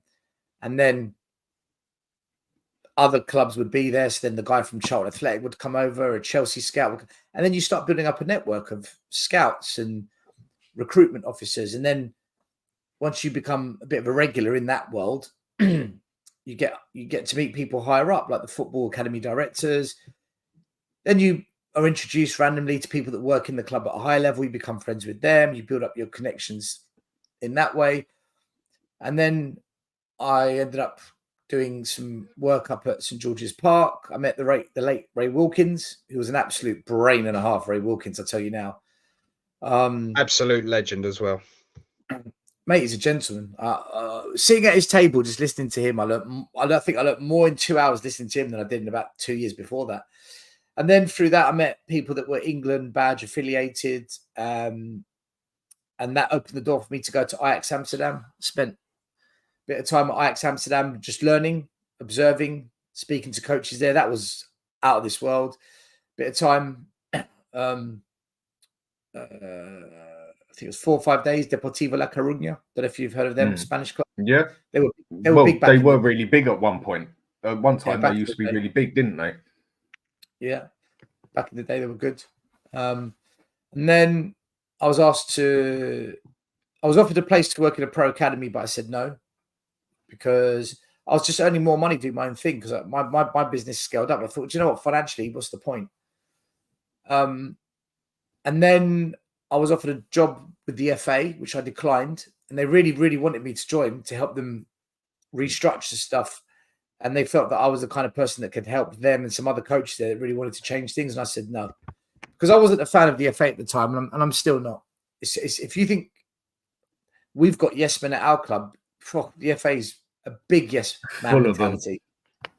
And it was just, I wasn't going to change anything now. I would have got sacked within a month. There's no ways. And I knew it. So I was like, no thanks. But I've met some unbelievable coaches. I know I spent 2 hours learning from Chris Ramsey. He developed Harry Kane. He also developed the final stages of Eze, who's at Crystal Palace now. So Chris Ramsey, when he got sacked, he left Spurs. I think it all went wrong for him and Tim Sherwood when they stepped out of the academy into the first team. It was a disaster because they should have stayed in the academy. He went to QPR, so he developed Eze. I learned from him. I met Tony Carr, who was a West Ham legend. He developed Defoe, Rio Ferdinand, Keane, Joe Cole. Like Tony Carr was the man. Carrick. So I learned a bit of, not learned directly off them, but just being in the room with them, listening, observing, taking mental notes, taking written notes. So I picked up a few things and I just built it up and incorporated my own coaching brain. And I did my scouting badges. I got to talent ID 3 level, so I can scout players. I did level 1 goalkeeping. I didn't go beyond that because I just didn't enjoy it. It's just not for me. But I know the absolute basics of it. But got up to UEFA B level, which was level 3 back then, but now it's called UEFA B. I think that's replaced now UEFA CB. The FA keep changing the names and the brands, but I got up to UEFA level. And I was just content with that. So I've developed players for pro games. I've built winning teams. I've never done it at the professional capacity. I can't say I have. That would be disingenuous. But I've beaten professional. Sorry, not professional. I've beaten academy teams. I've outwitted academies. Not often, but I have done it once or twice. And I would say that as a coach, I'm average for the level I got to. So if you put me up against all the other UEFA Bs, I'd say I'm average at that level. As a person that manages a team, I fancy myself, right? I fancy myself. So okay, someone's got yeah. Do you feel that? Right. That's right. Do you feel that when you're judging, like when you're watching Tottenham or any other game of football, do you find yourself referring back to that now, or do you still go by like on your kind of gut as a fan? Like, do you lean more on the sort of technical side of it, what you've learned over the years during that coaching and managerial experience, I guess is the question I'm asking there, or do you still find yourself just looking at it as a football fan? I wouldn't do that. I wouldn't do this. No, I look at it from what I've learned. Yeah, the extra level of the emotional side of it, like come on, we can get the equalizer and just push up, go for the win, and cheering when we score and being depressed when we lose. I'm a fan. I'm always going to be a fan. But how we're set up, how we play in possession, out of possession, transitions, the individual ability of players, things like that, I definitely watch it with a different lens. I actually watch the game a lot more off the ball than what's going on the ball. Listen, one thing I hate doing is this. I hate predicting scores and predicting stuff because half the time I get it right, half the time I get it wrong. And I just feel because you're a coach, you're under pressure to be able to predict the outcome, right? No one can fucking predict a scoreline, right? Otherwise, we'd all be millionaires. I'd go down to the betting shop. Sure, we wouldn't. Right? I put bets on every single week. Some things are inevitable. Like some things you just know. Like I knew we were going to lose to Arsenal. I knew we were going to lose at Stamford Bridge. I knew we were going to lose at Liverpool. That's a fan in me, right? So that bit, Davey, that's the fan in me. But when you watch a game and analyze a game, I look at it definitely through the coach's, manager's lens. And do you know what? Just because you are a coach or manager doesn't mean you get everything right. Do you know, I've got players wrong. You do get things wrong. Right, it's normal. The only thing I would say that's different between being a fan and someone that's done the coach, it comes down to your level of experience as a coach. Because I know level 2 coaches that are better than UEFA B coaches because their experience and who they've surrounded themselves with is better than the UEFA B guy. So on paper, that guy's great, but when it comes down to it, I'm taking the guy with less qualifications because his experience, it shows, and you can see it. I can see a good coach from a bad coach or an average coach to an amazing coach very quickly. And that's the same on a lot of things, isn't it? You can have all have all the badges in the world and all the paperwork in the world, and half of it you can just get over a computer these days without having to do anything physical. But it's the experience that counts more than anything, isn't it? Yeah, well, that's kind of what I was hinting at with mine. I think the actual training and the qualifications actually made me slightly worse because I was overcomplicating in my head. I weren't looking at the game of what I already understood and what I'd already experienced over time. Because as I say, I became that manager when I was young. So you had to learn on the job, you know, and it wasn't what I learned in the book. And what I learned in the book made me worse. But that's just my personal level of experience. I still think that, you know, if you do learn your coaching badges, your managerial stuff and that, then you do become a better observer of football. But also you need that experience as Stel's touching on then. Just a little curveball on this one. What about commentators? Someone who's sitting there going to sit there and analyse the game before the game with all the stats, all of that, and they sit there and look at the game intently. Where do they fit in this scheme of things? Just a little thought in my head. I think with the commentators, go on then. I think with the commentators, I think someone who's played the game, professional level, Premier League level, they always commentate very different to the ones who necessarily haven't played it but have been watching the game a hell of a lot longer. And a lot of the time, I find it's the ones who haven't necessarily played the game that seem to get that seem to get the picture of the game a lot better than, say, Gary Neville sitting there. Yeah, but his job is, his or her job to sit there and describe what's happening, whereas obviously the co-commentator, which would be the Gary Neville, what do they call it? Is it the colour coordinator, the colour commentator? There's a special word for the ones that do the bit of analysis as the game's going on. I can't remember what the pundit. The pundit? Yeah, it's a pundit in the studio, but the second commentator when you hear them, they've got a special name for them. It's I don't know what it's called off the top of my head, but basically their job is to sit there and just go analyze what's just happened in terms of from the footballer's perspective. That's why they are a little bit different. But I think, someone like Martin Tyler, I know he's a bit of an odd one because obviously he has got his coaching badges. If you read up about him, he actually trains. I can't remember what, I think it's like Woking or someone that he actually trains and he's part owner of or whatever. But I think obviously studying football still gives you a great insight of the game and great ability to read the game, even if you haven't been through the coaching side of it. I still think just watching loads of football, right? Yeah. Actually So watching them, but the actual finite detail of them, that's what they do. It's not just watching it on telly and just. The thing is, right, a commentator, it's not hard to say what you see. And that's what commentators do. The hard bit is to say it in a way where you captivate the viewer and to say it with an articulate voice so you sound and come across as an intelligent person talking, as opposed to, fuck me, what's he done there? Shit, that's how we talk. Commentators Gary Neville's of the world, they are called colour commentators. So they assist the play, and they fill in between the gaps, right? So yeah, I did get it right. So, but I'll come back to this one.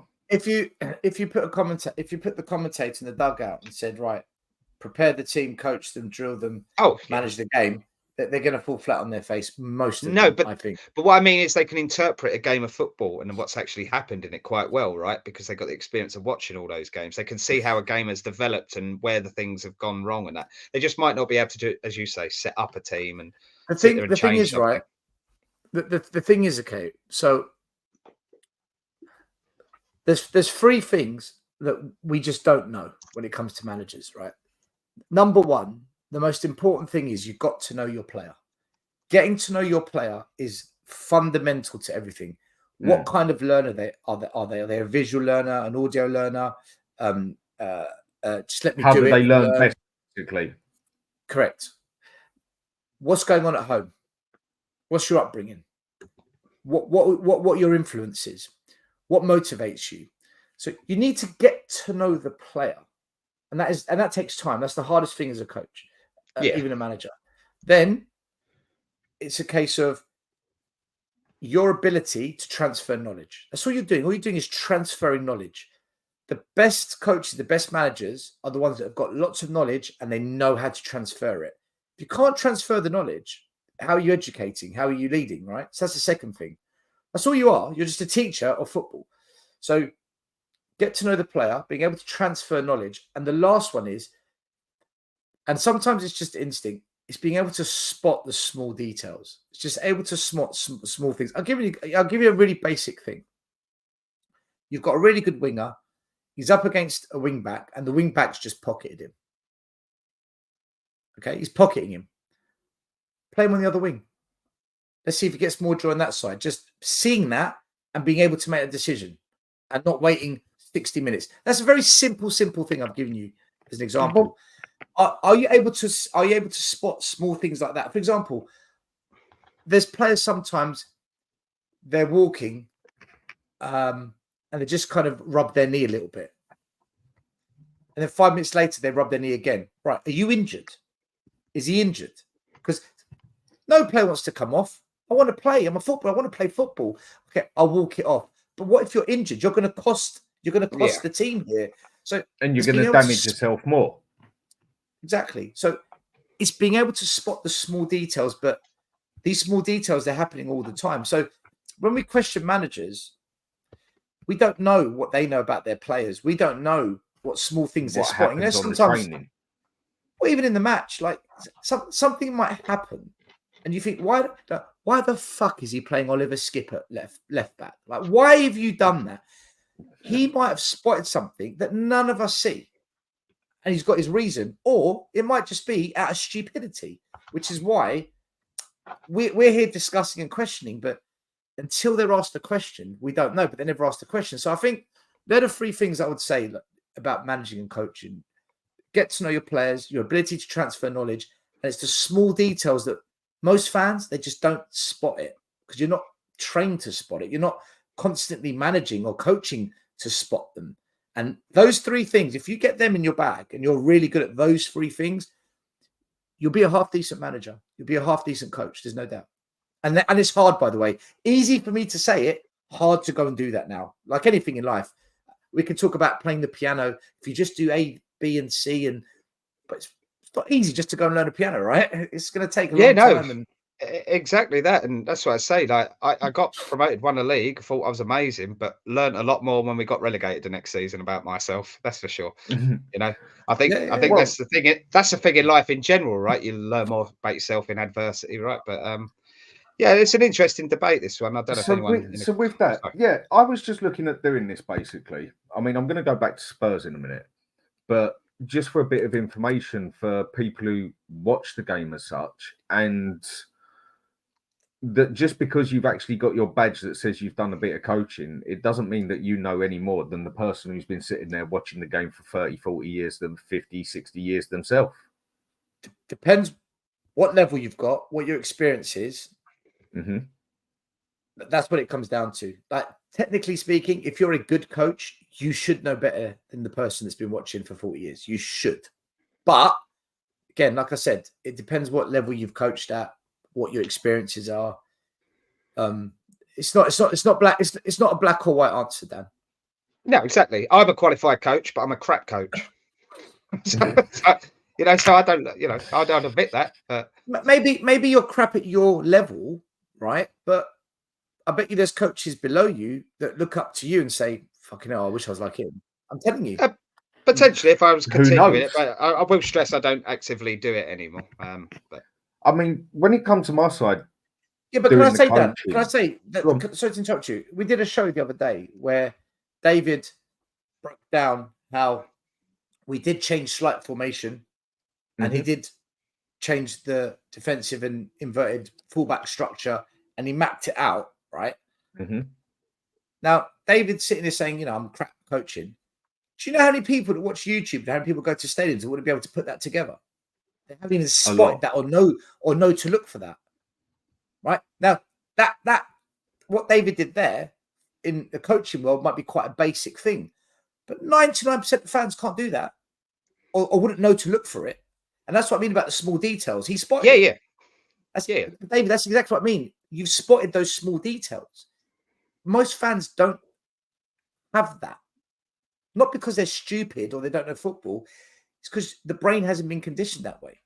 Mm-hmm. It's a bit like a pilot. He looks at one cloud. He knows whether he can go through it, around it, over it, under it. Because whereas us, it's like, but the cloud's white. It's perfectly, the sun's out. There's no thunderstorm. But to that pilot, he's seen something we haven't. Because he flies every fucking day. He learns about the skies. Well, with what you've said about on the coaching side and that spotting things, yeah. Now we go back to Spurs. We've got a professional manager sitting there who's been a manager for how long? And that is obviously his job to spot things. Why do I feel that this manager has either not spotted anything or just too stubborn for his own good? Because if I can sit there and pretty much 95% of the football community can sit there and say exactly how Arsenal are going to score against Tottenham and basically get it pinpoint accuracy, and the same with Royale twice, shouldn't the manager be spotting that sort of thing and thinking, I need to try something a little bit different here? Can I answer this quickly and then let David go because it's fresh in my head? Go for it. If you really, really, really want to drum a specific way of playing, you've got to stick to your guns because there's something called repetition of the practice. That constant repetition. If you don't go through that, you won't get what you want. You just simply won't. There's a balance though, because during that process, you don't want to damage the confidence of your players. So if you start taking heavy loss, yeah. Well, now what's happening is from you trying to drum in the technical and the tactical side of what you want to achieve, you're damaging the psychological aspect of what you're trying to deliver. And this is where it's a balancing act. So there's no wrong or right answer. You can only be judged when you get to the end game, which is, I don't know, is it 2, 3, 4 years down the line? That's the only real time you can judge, assuming you're still there to be judged. So that's what I would say. However, and it's just my personal way of doing it, I think there are certain games where, as much as you want to repeat the practice, just for this particular game or this particular moment, I want to adapt it to prevent your confidence being hammered. And I do want you to be winners. I want you to be winners in the short to medium term as much as I want it to come in the long term. Listen, Dan, it's a balancing act. There's no wrong or right, because there's certain games where we've stuck to it, and we've got victories. We've won games this year by sticking at it. What if he went a bit more pragmatic and we lost because of it? Like, I'm not defending Ange. I'm just giving you what a coach is taught about repetition of the practice, and that's how you fine tune what you're doing. At the same time, if you haven't got the players to do it, there is an argument to be said. Maybe you just got to adapt until you get those players as well. Again, there's no wrong or right, because for Klopp it worked out. For Arteta, it looks like it's working out. You can only play with the cards you got, innit? You can only play with the deck of cards you got. No matter how good at poker or tactics you got, you can only play with the cards you got. But if Ange has got reassurances that he's going to be here for 3 years and he's going to be backed, then he's doing the right thing now. He's doing the right thing by sticking to this. Because once the players come in, the ones that are staying, they'll be well versed in this process, this way of playing. And if the new players should just come in and slot in because they're good enough, they'll pick it up quickly. But you do need to protect players' confidence. Psychology is the number one factor of a winning sports person.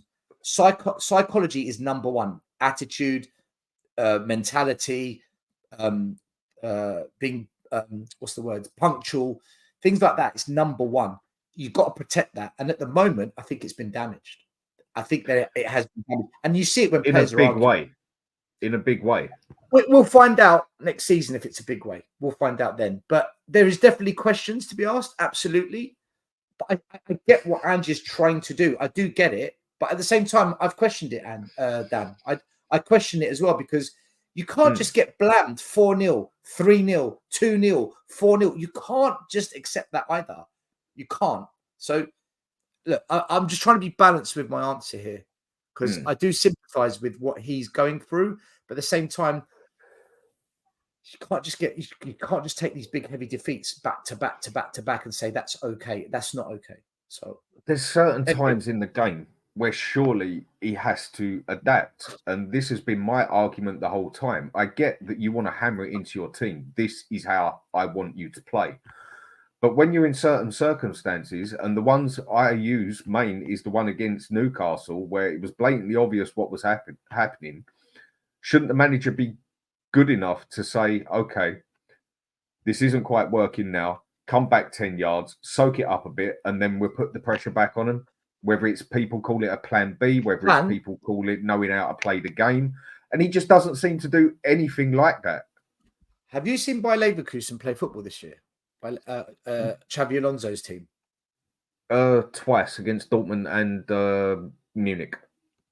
Quite often, he's got 9 players pushed up in and around the box.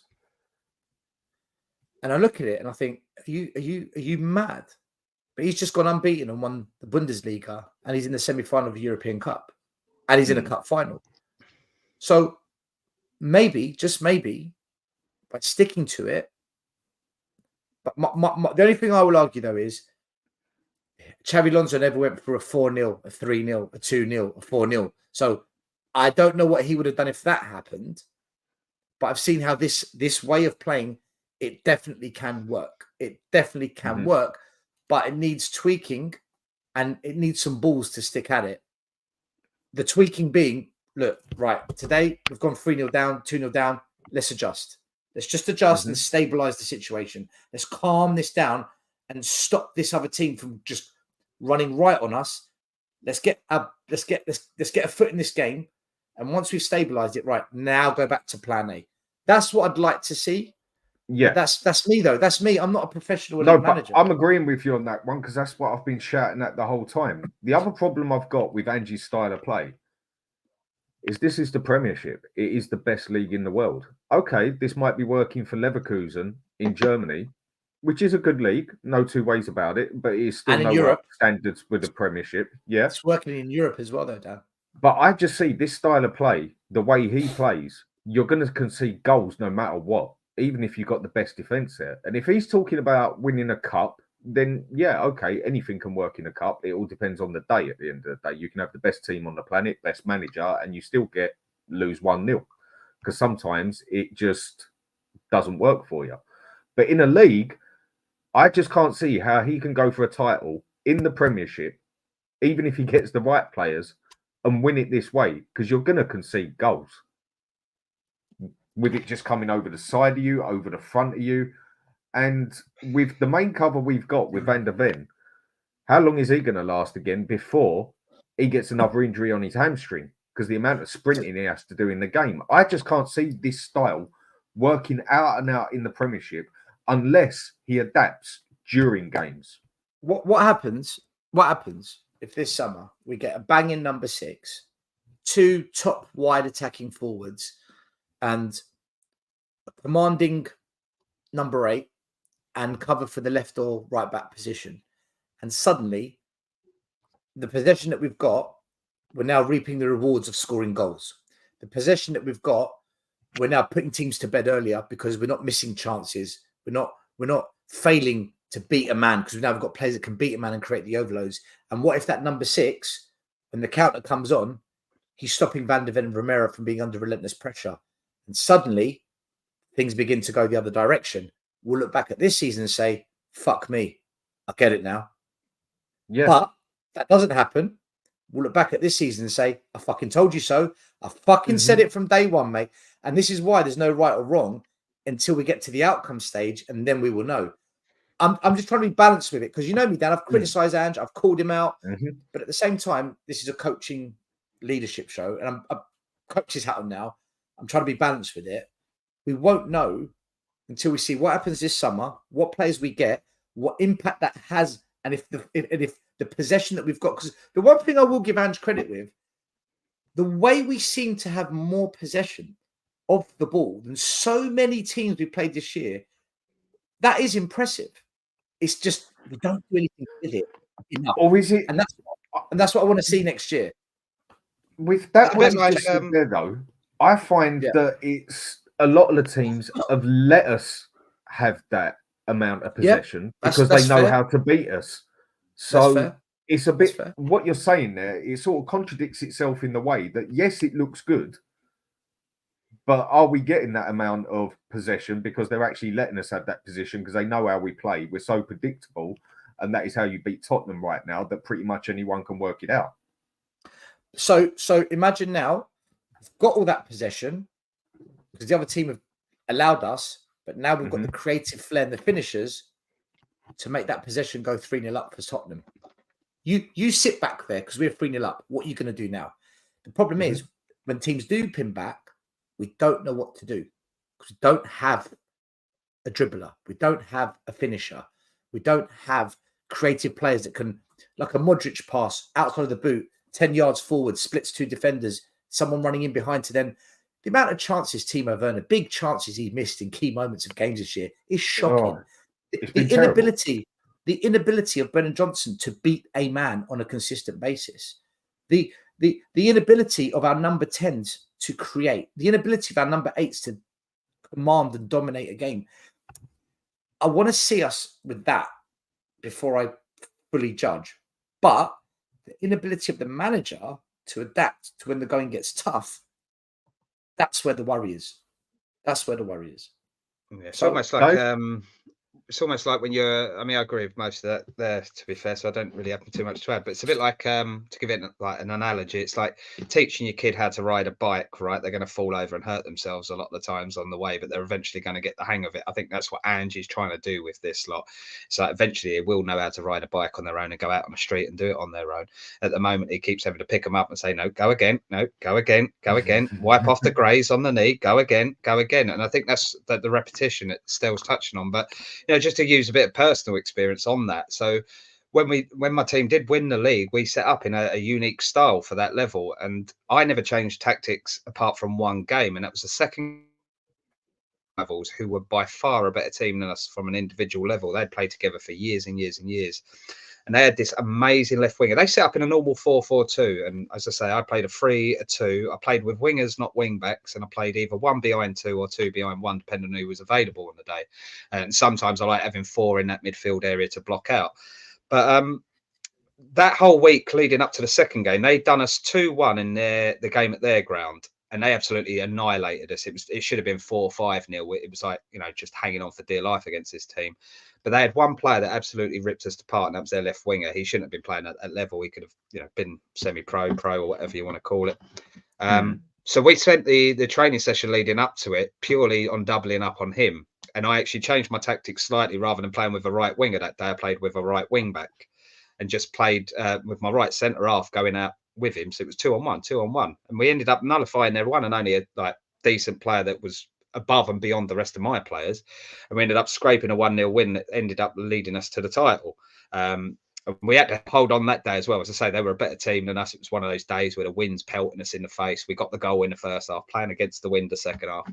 And but that's the only time I changed my tactics, and that's kind of where I'm going with that, because obviously I stuck to my guns. I thought that this is how we're going to win, because we're doing something different to everyone else, and we got the players that suit this. But I highlighted there was an area there that we was going to get done with, and I think this is where you're coming from, Dan, that we don't see enough from Ange on that, just those little tiny sort of tweaks, like going into a game. Like for this period, we've got no left-backs, for example. I think that's a prime example where Ange could go a couple of games Why here. didn't he put Dragusin there, or put someone from the youth academy there who plays there? It's one of them that I'm with you on that, because I think that he's got the opportunity. We've only a few games left to go now. We've got something to fight for. It's okay. We've got your style, Ange, but actually you haven't got a left back today. So you might need to think about this and do, okay, 3 at the back and maybe go Kulusevski as a winger. Maybe. But then you've got the other argument, and then is how much training can you put in before that game to get that set up correctly, right? And I think also going back to, I don't want to keep comparing with the training, back to mate, the Arsenal. Hang on a sec, Dave. With that one, we've got more training time than practically any other team. Yeah, no, I get that, but changing an entire system in a couple of weeks is still but you easy. don't have to change an entire system. No. You just have to adapt to certain bits. We've played literally the minimal amount of games that you can play in a league, bar one game, basically. That example was changing from a 4-2-3-1 kind of formation to a 3 at the back formation. It's quite a big drastic change. So there is an argument there isn't enough time to do that and do it successfully. But if you look at Arsenal and Arteta, I don't mean to compare them, but actually we are on that journey that they're sort of on now. Arteta couldn't make the tactical changes he's made against Man City this season, when he's gone there and parked the bus almost and made it boring, nullified them just to get the points that they needed, right? That's not Arteta's style of football, but he's been there enough time now where they know his main style of play, and he's probably been working on a second and third style of play in behind the scenes, right? Which we've proven. The last season or two, they didn't have it, did they? But he's had that time now, and I think that's the thing with Ange, is that I'm not going to fully judge him on this, because I think he's using his first season to get that repetition of like, this is my main way of playing. But then when he's got more players and more tools to dispose of within his armory, he might next season be able to go, you know what, they done us that way last season, I'm going to do a little tweak this season that might sit there and muck them up a bit. That's the way I see it. So I'm not massively concerned as much as you are, and I know why you are, because we've had many debates on this. But that was my only example the last couple of games where we've lost that left back, we've lost a bit of confidence. That was maybe the argument to maybe tweak a bit more than what he has done. This is why I say, for me, can I say then that? Go on. Just to what David said, that this is where the criticism comes in, though, for Ange, is that when we compare it to Arteta won an FA Cup in his first season. When we compare it to Klopp got to finals in his first season. So it's almost like you've got to show us something. It's just, I'm just saying, you've got to show us a little something, because those managers showed us that. And I think this is where fans then, I'm playing devil's advocate. I get it. But my reply to that is counter criticism, isn't it? I remember the FA Cup they won, and I wouldn't say they won it. I'd say the other team lost it. Was it Man U in the final against? Was it City? I can't remember, but they And got it was absolutely basically all battered. set up for him anyway, wasn't it? Yeah, it already. I think he was already in the quarter-final by the time he took over or something. Yeah, So or that's a bit semi-final, of a one or the false other. fallacy. But the record books will say the same way it says Roberto Di Matteo is a Champions League winning coach. The record books will say that, right? But if you actually go back and analyze it, how much did he actually do, or how much was a bit of luck? You know, you listen to the Chelsea team. No, hold on a minute. Hold on a minute, David. A minute. Arteta came in just after Mourinho, so that was November. The FA Cup didn't begin till January. He did the whole thing. Wenger, you mean? No, not Emery, wasn't it? Arteta. Yeah. No, Arteta won the FA Cup. Yeah, but he came in after Emery. So Emery he did got into the round quarterfinals, didn't he? Yeah, but wasn't that the one that they? No, you mentioned Arteta's process. We're on that same journey. I'm saying Arteta won the FA Cup. He did from round one to the final. Weren't that? I may have got it wrong. Weren't that the season that they didn't play a Premier League team till the final, wasn't it? Was it that one I'm thinking? No, maybe I'm confused. Because he went up to Man City in the FA Cup semi-final. He parked the whole team at the back. Man City pummeled them, and Arsenal hit them with 2 counter-attacks. Aubameyang scored 2 goals, and they got to the final. Mm. No, that was a quarter-final. Then they beat. Was it Man City or they beat City in the semi-final? I'm sure. I will bow to your memory on this one. All I will say is, my memory of that is it's a bit harsh saying that he won that when I can't remember who they played in the final, but maybe I've got my memory. He started from the quarterfinals. But how? The FA Cup starts in January. Arteta got the job in November. Yeah, I mean, I haven't got the facts with me here. I'm going to have to agree. I'm going to have to say that you're right on that, because that's just my gut reaction to that, because I've always had this impression that actually, no, he didn't come in and actually win that. He's absolutely robbed it. But to be fair, it doesn't matter. The point is he's still an FA Cup winner. Same as the Di Matteo one. The history books will say Di Matteo's a Champions League winning manager. But are you telling me he went out and won that? You listen to the Chelsea players. They sat there and said, we just went out there and done what we already knew we was going to do anyway, right? And they shithoused that one as well. David, the fact is, they're in the history books. But what I'm saying is, you say that he's got to go out and win it, but it would be nice to have a little bit of luck along the way as well. So, yeah. But at the end of the day, they won it.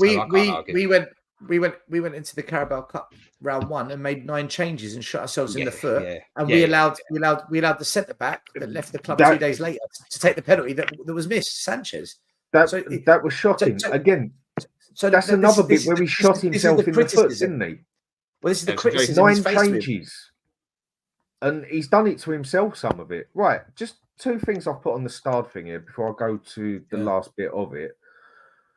It's what George has said here. Justin, Conor Gallagher would prefer a move to Tottenham Hotspur this summer over Newcastle. That is another player that I just don't see he's any better than what we've already got. Bar maybe Højbjerg or Skip. Do you know what that's? Go on, I'll let you go first. I don't think he's a bad player. I've been agreeing with you on this for many weeks. But watching our midfield in these games at the moment, I don't know if any of these midfielders. Is he the answer? Probably not. Is he better than what we got? Maybe, just maybe. But is he the answer? I don't think he is. I mean, at the moment, our midfield just looks terrible, doesn't it? Well, at the moment, the whole team looks terrible. I just feel sorry for the defence in this style of play. But with what we've got there, it definitely does not work for Ange's system, does it? And when he states quite clearly that every player that comes in here is my choice, Conor Gallagher doesn't necessarily give you a bit of hope, does he? Because personally, I don't think he's any better than Sarr, Bentancur, what we got in the middle, basically. I mean, Basuma, the way he's been this season, the fella shouldn't even be on the pitch. But again, I think he's a player. This is another thing that I think Ange has done. And he's playing players basically not to their strongest points. I think we can all say that Porro would be much better as an overlapping wing-back instead of an inverted wing-back, same as Adoji. And he's done that with a couple of players. I just struggle to see how Conor Gallagher would actually improve our team. I mean, Dave, what do you reckon? I think we could go for better than that if we want to win something, surely. Unfortunately, by the amount of speculation this one's been going, it does look like it's going to happen.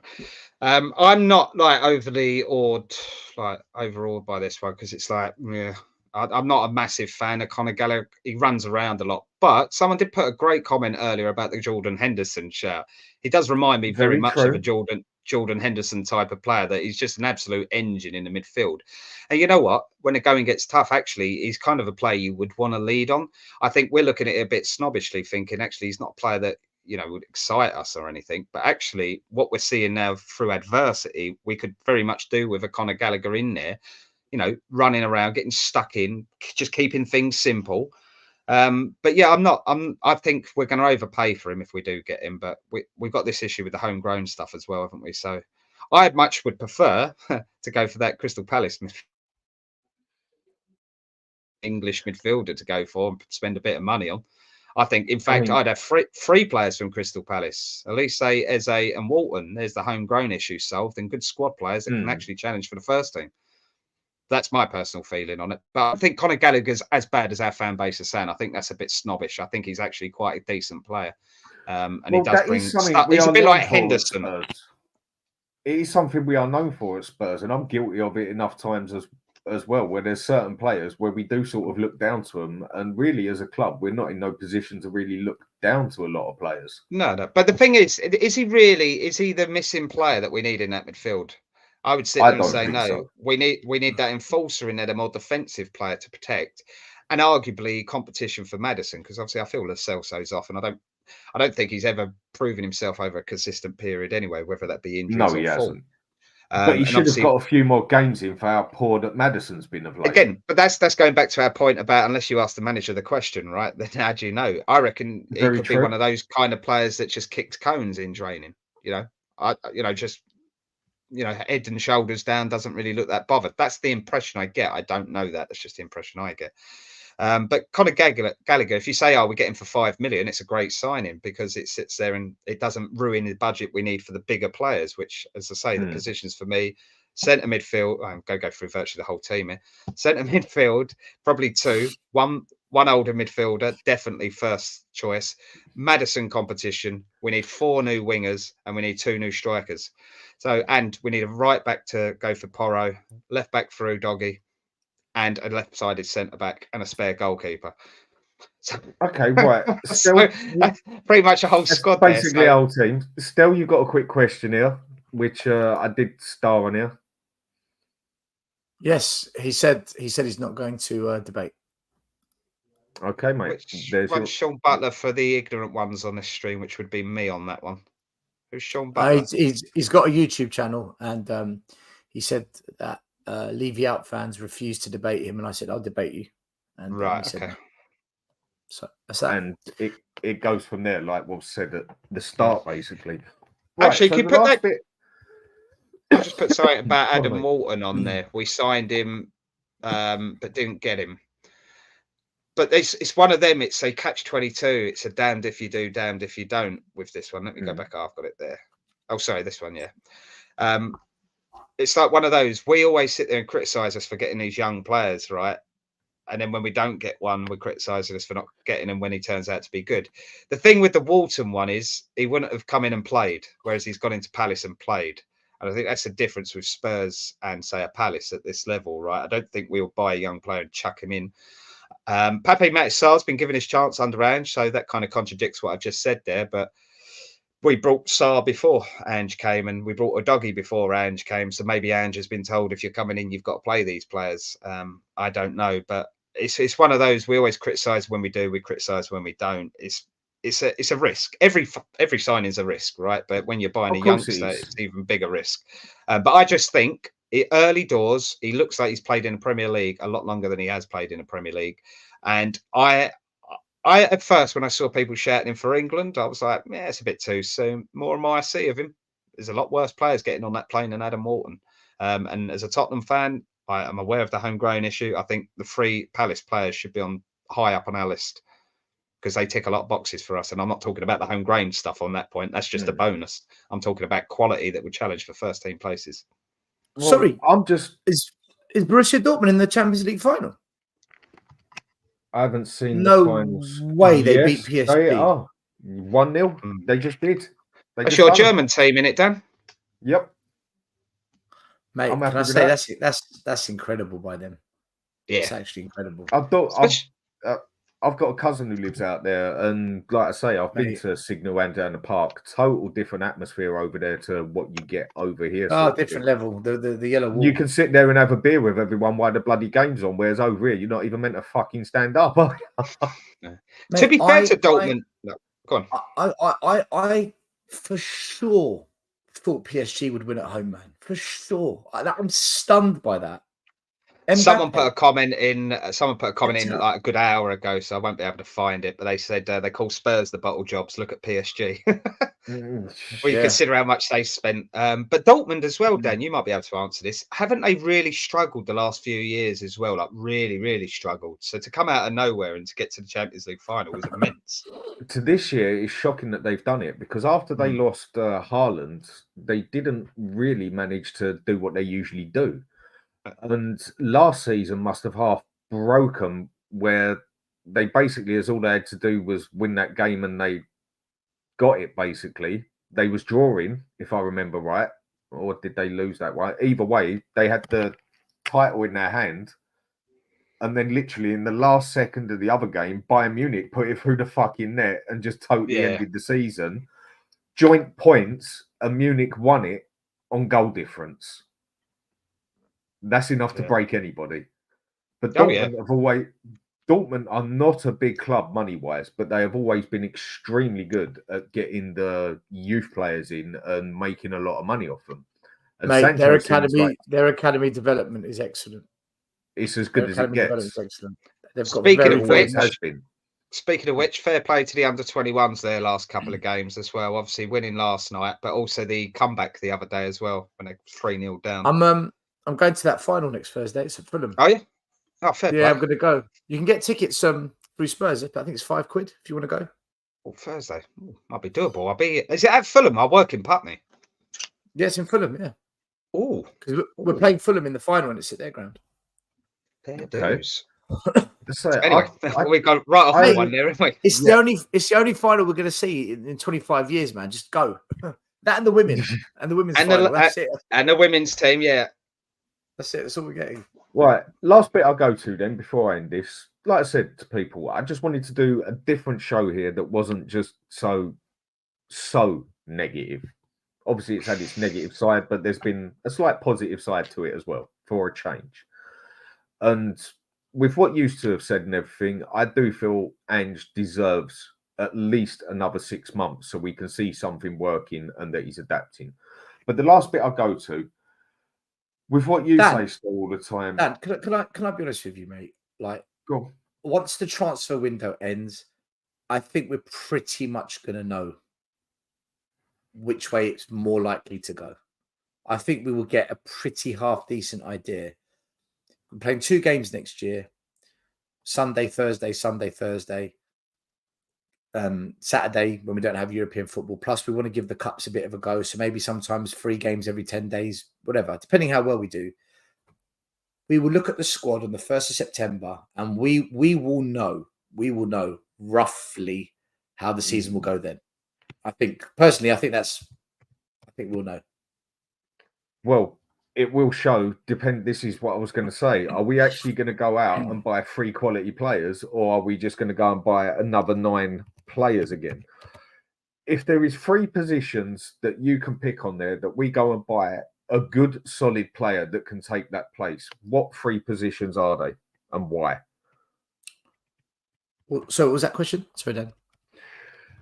Instead of, hoping that we don't do what you've been saying recently, which is very true, that we go out and just buy 9 players where 1, maybe 2 of them are good and the rest of them are basically a hit and hope or just a stop filler sort of thing. Yeah. If we can get 3 solid players in that team, what 3 positions do you want taken? Where you want 3 players in that team to walk into that team to make that team better? Before you answer, yeah. by the way, Andrew Sostevine, Can you show us your trophy? So here's the most 180s in the Winter Darts League for last season. That's a trophy. I haven't actually got my football trophies to hand, but I just see that little comment, and I have got a trophy sitting up there, so I thought I'd just quickly show that. I can go get Nothing them. to do with football. I can go get them. They're all in the loft. But do we really want to do that? Sorry, that was just a bit of a flippant one, Dan. Sorry, mate. Yeah. So I know Andrews. He emails me every day. This guy, he emails me every day. I don't know where you go with that one. It's weird. I think he meant that complimentary to us, that we've won trophies where Spurs hasn't. Like, I think that's what he meant. Oh, right. Yeah. I might have got it wrong. But I think that's what he meant. Oh, shit. I did that. Yeah, fair play. Sorry, but yeah, sorry, Dan. I think if we're only allowed 3 players, it's got to be a left and a right, not winger, attacking forward. So when Liverpool had Mane and Salah, we need that type. Doesn't have to be that quality, because I'm not expecting miracles, but a player that can beat a man, a player that can they're upstairs, have strength on the ball and can create and can score. So pretty complete players, not Werners and Johnsons and Kulus and it's sort of that shit. If Werner comes in, then it is Ange out. It's game over. Attacking forwards on the left and the right side. For now, just keep Son and Richarlison for one more year. It is what it is. Because you've only allowed me 3 players, and I think the attacking left and right players are more important. And then I would say a number 6, a proper number 6, who can play on the ball, not just an enforcer, a destroyer, but someone that can play out from the back, receive the ball in the half turn, spin a man, and connect the defense to the midfield. And for the positions that are lacking as well, like another number 10, another centre back, another left and right back, just start bringing through the youngsters. If you're only going to sign 3 top players, and just develop, build. And then the following year, sign another 3-4 top players. So that is what I want. Look, I think ideally we should try and buy 4 or 5 players. I think we really should. But if you're only saying 3, left forward, right forward, number 6, they're the 3 I would go for. Okay, just a quick point I want to make here. Danny, hope you're doing all right, mate. Dan, I'm sorry, but you're delusional if you think 6 months is enough to judge Ange. Not worries, Dan, we just go and get Ryan Mason. No, if it's me that's delusional, it's obviously you that's half deaf then, mate, and haven't been listening. I said I want to see him make slight adaptations in 6 months. And 6 months is more than enough time to show that he can tell his team to sit back 10 yards for 5 minutes. So if you've opened your ears and listened now, mate, hopefully we understand each other. But anyway, Dave, 3 players we can get, 3 solid players. Where do we need it most? I'm like Stel. I think we need more than 3, but if you're going to limit, obviously, but we're not going to do that. Yeah, no. So I agree with a 6. However, I'm just the slight change I've changed to Stel is that I can't have another season without a proper bona fide player that can play up there for 38 games in the middle. I think Son does good in some games, Richarlison does good in other games. So I can sort of see Stel's argument that if we're only having a 3, we could probably just get away with them. But for me, no, maybe it's because I've had Harry Kane up there for so long. Maybe it is, and it's just a big gaping hole up there. But yeah, so then got a good way with words, Dave. But yeah, so I'm just going. I really want that striker in there, just so someone that what I don't feel at the moment, especially I know the creativity is a little bit limited, but we don't know whether to put the ball in the box, in the air or across the face of the goal. We don't know what to do up front. No. We seem to just be totally lost. There's just no creativity there whatsoever. Yeah, I mean, Tony Rodriguez has got some 3 great names in there, right? For our front 3. If that was our front 3, I'd be a happy man. But I do still think we need that midfielder in there because of just the system at the moment. So I'll take 2 fielder type in there. So you just went dead there for a minute, mate. It just went quiet. Can you hear me? Yeah, I can hear you now. Yeah, you're right. So Tony Rodriguez there. If I could, I'm going to be a bit on the fence. If I'll have 2 of them free, any 2 of the 3 will do me. And then I'll have the central defensive midfielder in there. That'll do me. Because I've said Boniface for a while now, actually, to be fair. I mean, do you know a lot of fans talking about Eze, right? I'll be honest with you. I'm not sure about Eze. I like the other one who plays on the left for him. Elise for me. Now that's the one, really. I'm starting to actually think he's slightly better than Eze. He is better. Elise is 100% better than Eze. Eze's not bad. He's better than what we've got. But if you're really, if you mean business, fucking hard, is it? No, it's not. But if you mean business and you there's an intention to be something good, special, win trophies, you get Elise. Yeah, I'm probably contradicting my point by suggesting Eze, because Eze got the right mentality that I've been banging on about for the show, right? Is a winner, you know. He might have changed his ways. He's showing it, you know, for Palace, but I don't know. But yeah, Elise, great. But the only thing is, if he is playing out on the right, cutting in from the left, it could be another Kulu. But I actually think Elise can play anywhere on that front three, by the way. But if you're a Kulu who can create and score, don't have a problem with that. When you're a Kulu who doesn't score and doesn't create, it's a problem. Yeah. You know? Yeah. How many times is Kulu too slow to make a decision, too slow to make the pass, inverts when he should go outside, goes outside when he should on the wrong foot? Dan Schumer. That's another one. Dan Schumer, Jesus. I mean, for me, the first I go for is that one who can cover a DM role properly. I mean, there's been arguments, and I'm sort of sitting on the fence of what sort of DM we need there. I think it just depends in what sort of game we're playing, who we're playing against.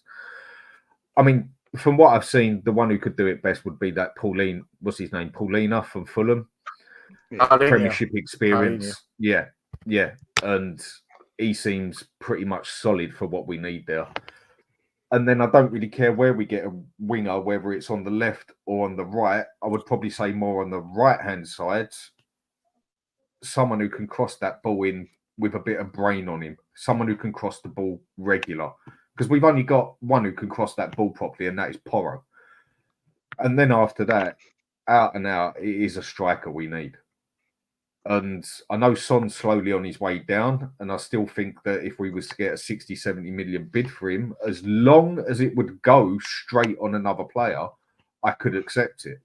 But if it's getting rid of Werner to put Son on the left all day long, as long as Werner is not bought in that club, I can still have faith in it. Whereas what others are saying, what you said still, and what quite a few of us have said now, is if that we go and get Timo Werner, then it's Ange out, basically. Because he has said that he picks the players. I could understand why we got Werner to fill the gap. I can get that. But if we go and actually buy that, this is my problem with Spurs fans when they say things like, you know, I'll back up. Like a backup means they're going to come on the pitch at some point when you rotate, when there's an injury. That's right now. Emerson Royale is playing for Spurs, starting games because he is the backup. Look at what it's doing to us. Look at the problems it's causing us. So when fans say, oh, it's just a backup. No, it's not just a backup. They're going to cost us points because they are going to play. The amount of times Eric Dyer came on as a backup and we screwed up. I don't want backups at the club anymore. This is such a weak analysis. We want players that are going to compete. I want players that are going to compete for positions. Someone that says, do you know what? If you get injured or if you're suspended and I come in, you might struggle to get your space back because I'm going to do a job, a proper job. That's what I want, because that's how you win trophies. Like Partey's injured, in comes Declan Rice. Fuck me. I mean, both of them would start for us. You know, I mean, that's the levels. Timber, who Arsenal side, Timber's a good player. He's been injured all season. Just you wait and see next season if he's fit. He's a very, very, very good player. That is proper competition. Arsenal are building. Kai Havertz, Martinelli underperforms. All right, on comes Trossard. That's competition. That's not backup. Spurs fans, oh yeah, good backup. Yeah, he's good backup. Ben Davies, yeah, he's a good backup. No. Steady Eddie. What is this shit? What is this low-grade mentality at our club? Raise the standards. Yeah, there's no excuse for it now. There's no excuse for it now. We've got the numbers in the squad, right? So we've got backup. Technically, the backup's not good enough. Every player coming in, and I can't remember. I don't think Stel was on the show when we done this one before, Dan. But going forward, I'm going to judge every single transfer, unless it's like an under 18 going into the youth, which we've still got to do behind the scenes. But every single transfer coming in the club going forward has to be challenging for that first team place. There's no excuse for that. Without a doubt. I mean, we don't need any more squad players. Said it perfect from day one, basically, in the aspect of I want players that can walk into that team to the point where whoever is playing there, as soon as they do something wrong, they're looking over their shoulder because they're going to get their place taken for 2 or 3 games straight away. Not just these backup players. And it's Alex who got me seeing it like that, because it's true. I get that you need a couple of backup players in a 25 squad as such. You need a couple of utility players, but I think that's the better way to put it. I think that's the better way to put it. Right, what I'm going to do with that then, and yep, I was about to do that anyway, but I don't quite know how to send everyone over to another channel. So once we finish this, if everyone could go over to Spurs Kings TV, please, I will learn how to just basically throw everybody over there. I was just sort of half trying to do it in the background. Yeah. Dan, I've just put a link in the private chat. If you can't paste that into your comments, then people could just click on that once they're done. Help you out. Okay. Yep. And done, because I know there's another way to do it. If everyone can go over to this channel, Spurs Kings, and have a watch on there and say where you've been chucked over from, whatever way you want to put it, from the Hotspur Hood. Right, last things, Dave, you'll be coming on here again with me sooner or later, hopefully sooner. Yeah, hopefully to talk about something positive in terms of football results, right? We've tried tonight. It just feels like we're in that little rut at the moment. It's like, just give us some positivity. But to be fair, we've got a couple of good winnable games covered up, so hopefully.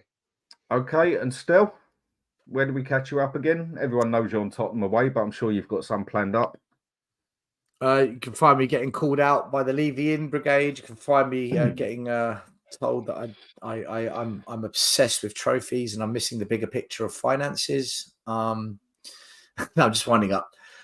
When am I next on? What day is it? Tuesday, Wednesday? I think we've got a show on Thursday on our channel, Tottenham Away. Otherwise, I know I'm doing the Friday show, the Friday preview, 5 p.m. So come check us out. Make sure you follow Dan. He's almost at 3,000, I believe. Let's get him to 3,000. Nearly there. I've got about another 50 to do. So thank you, everybody. Work, I'm trying, but I can't do it without the help of everyone else, and be getting a lot of help off people, and it is much appreciated. So everyone in the crowd, hope you have a good night, and go over to Spurs Kings TV and say where you've been chucked over from. And thanks for watching, everyone, and I'll catch you again very soon. See you later.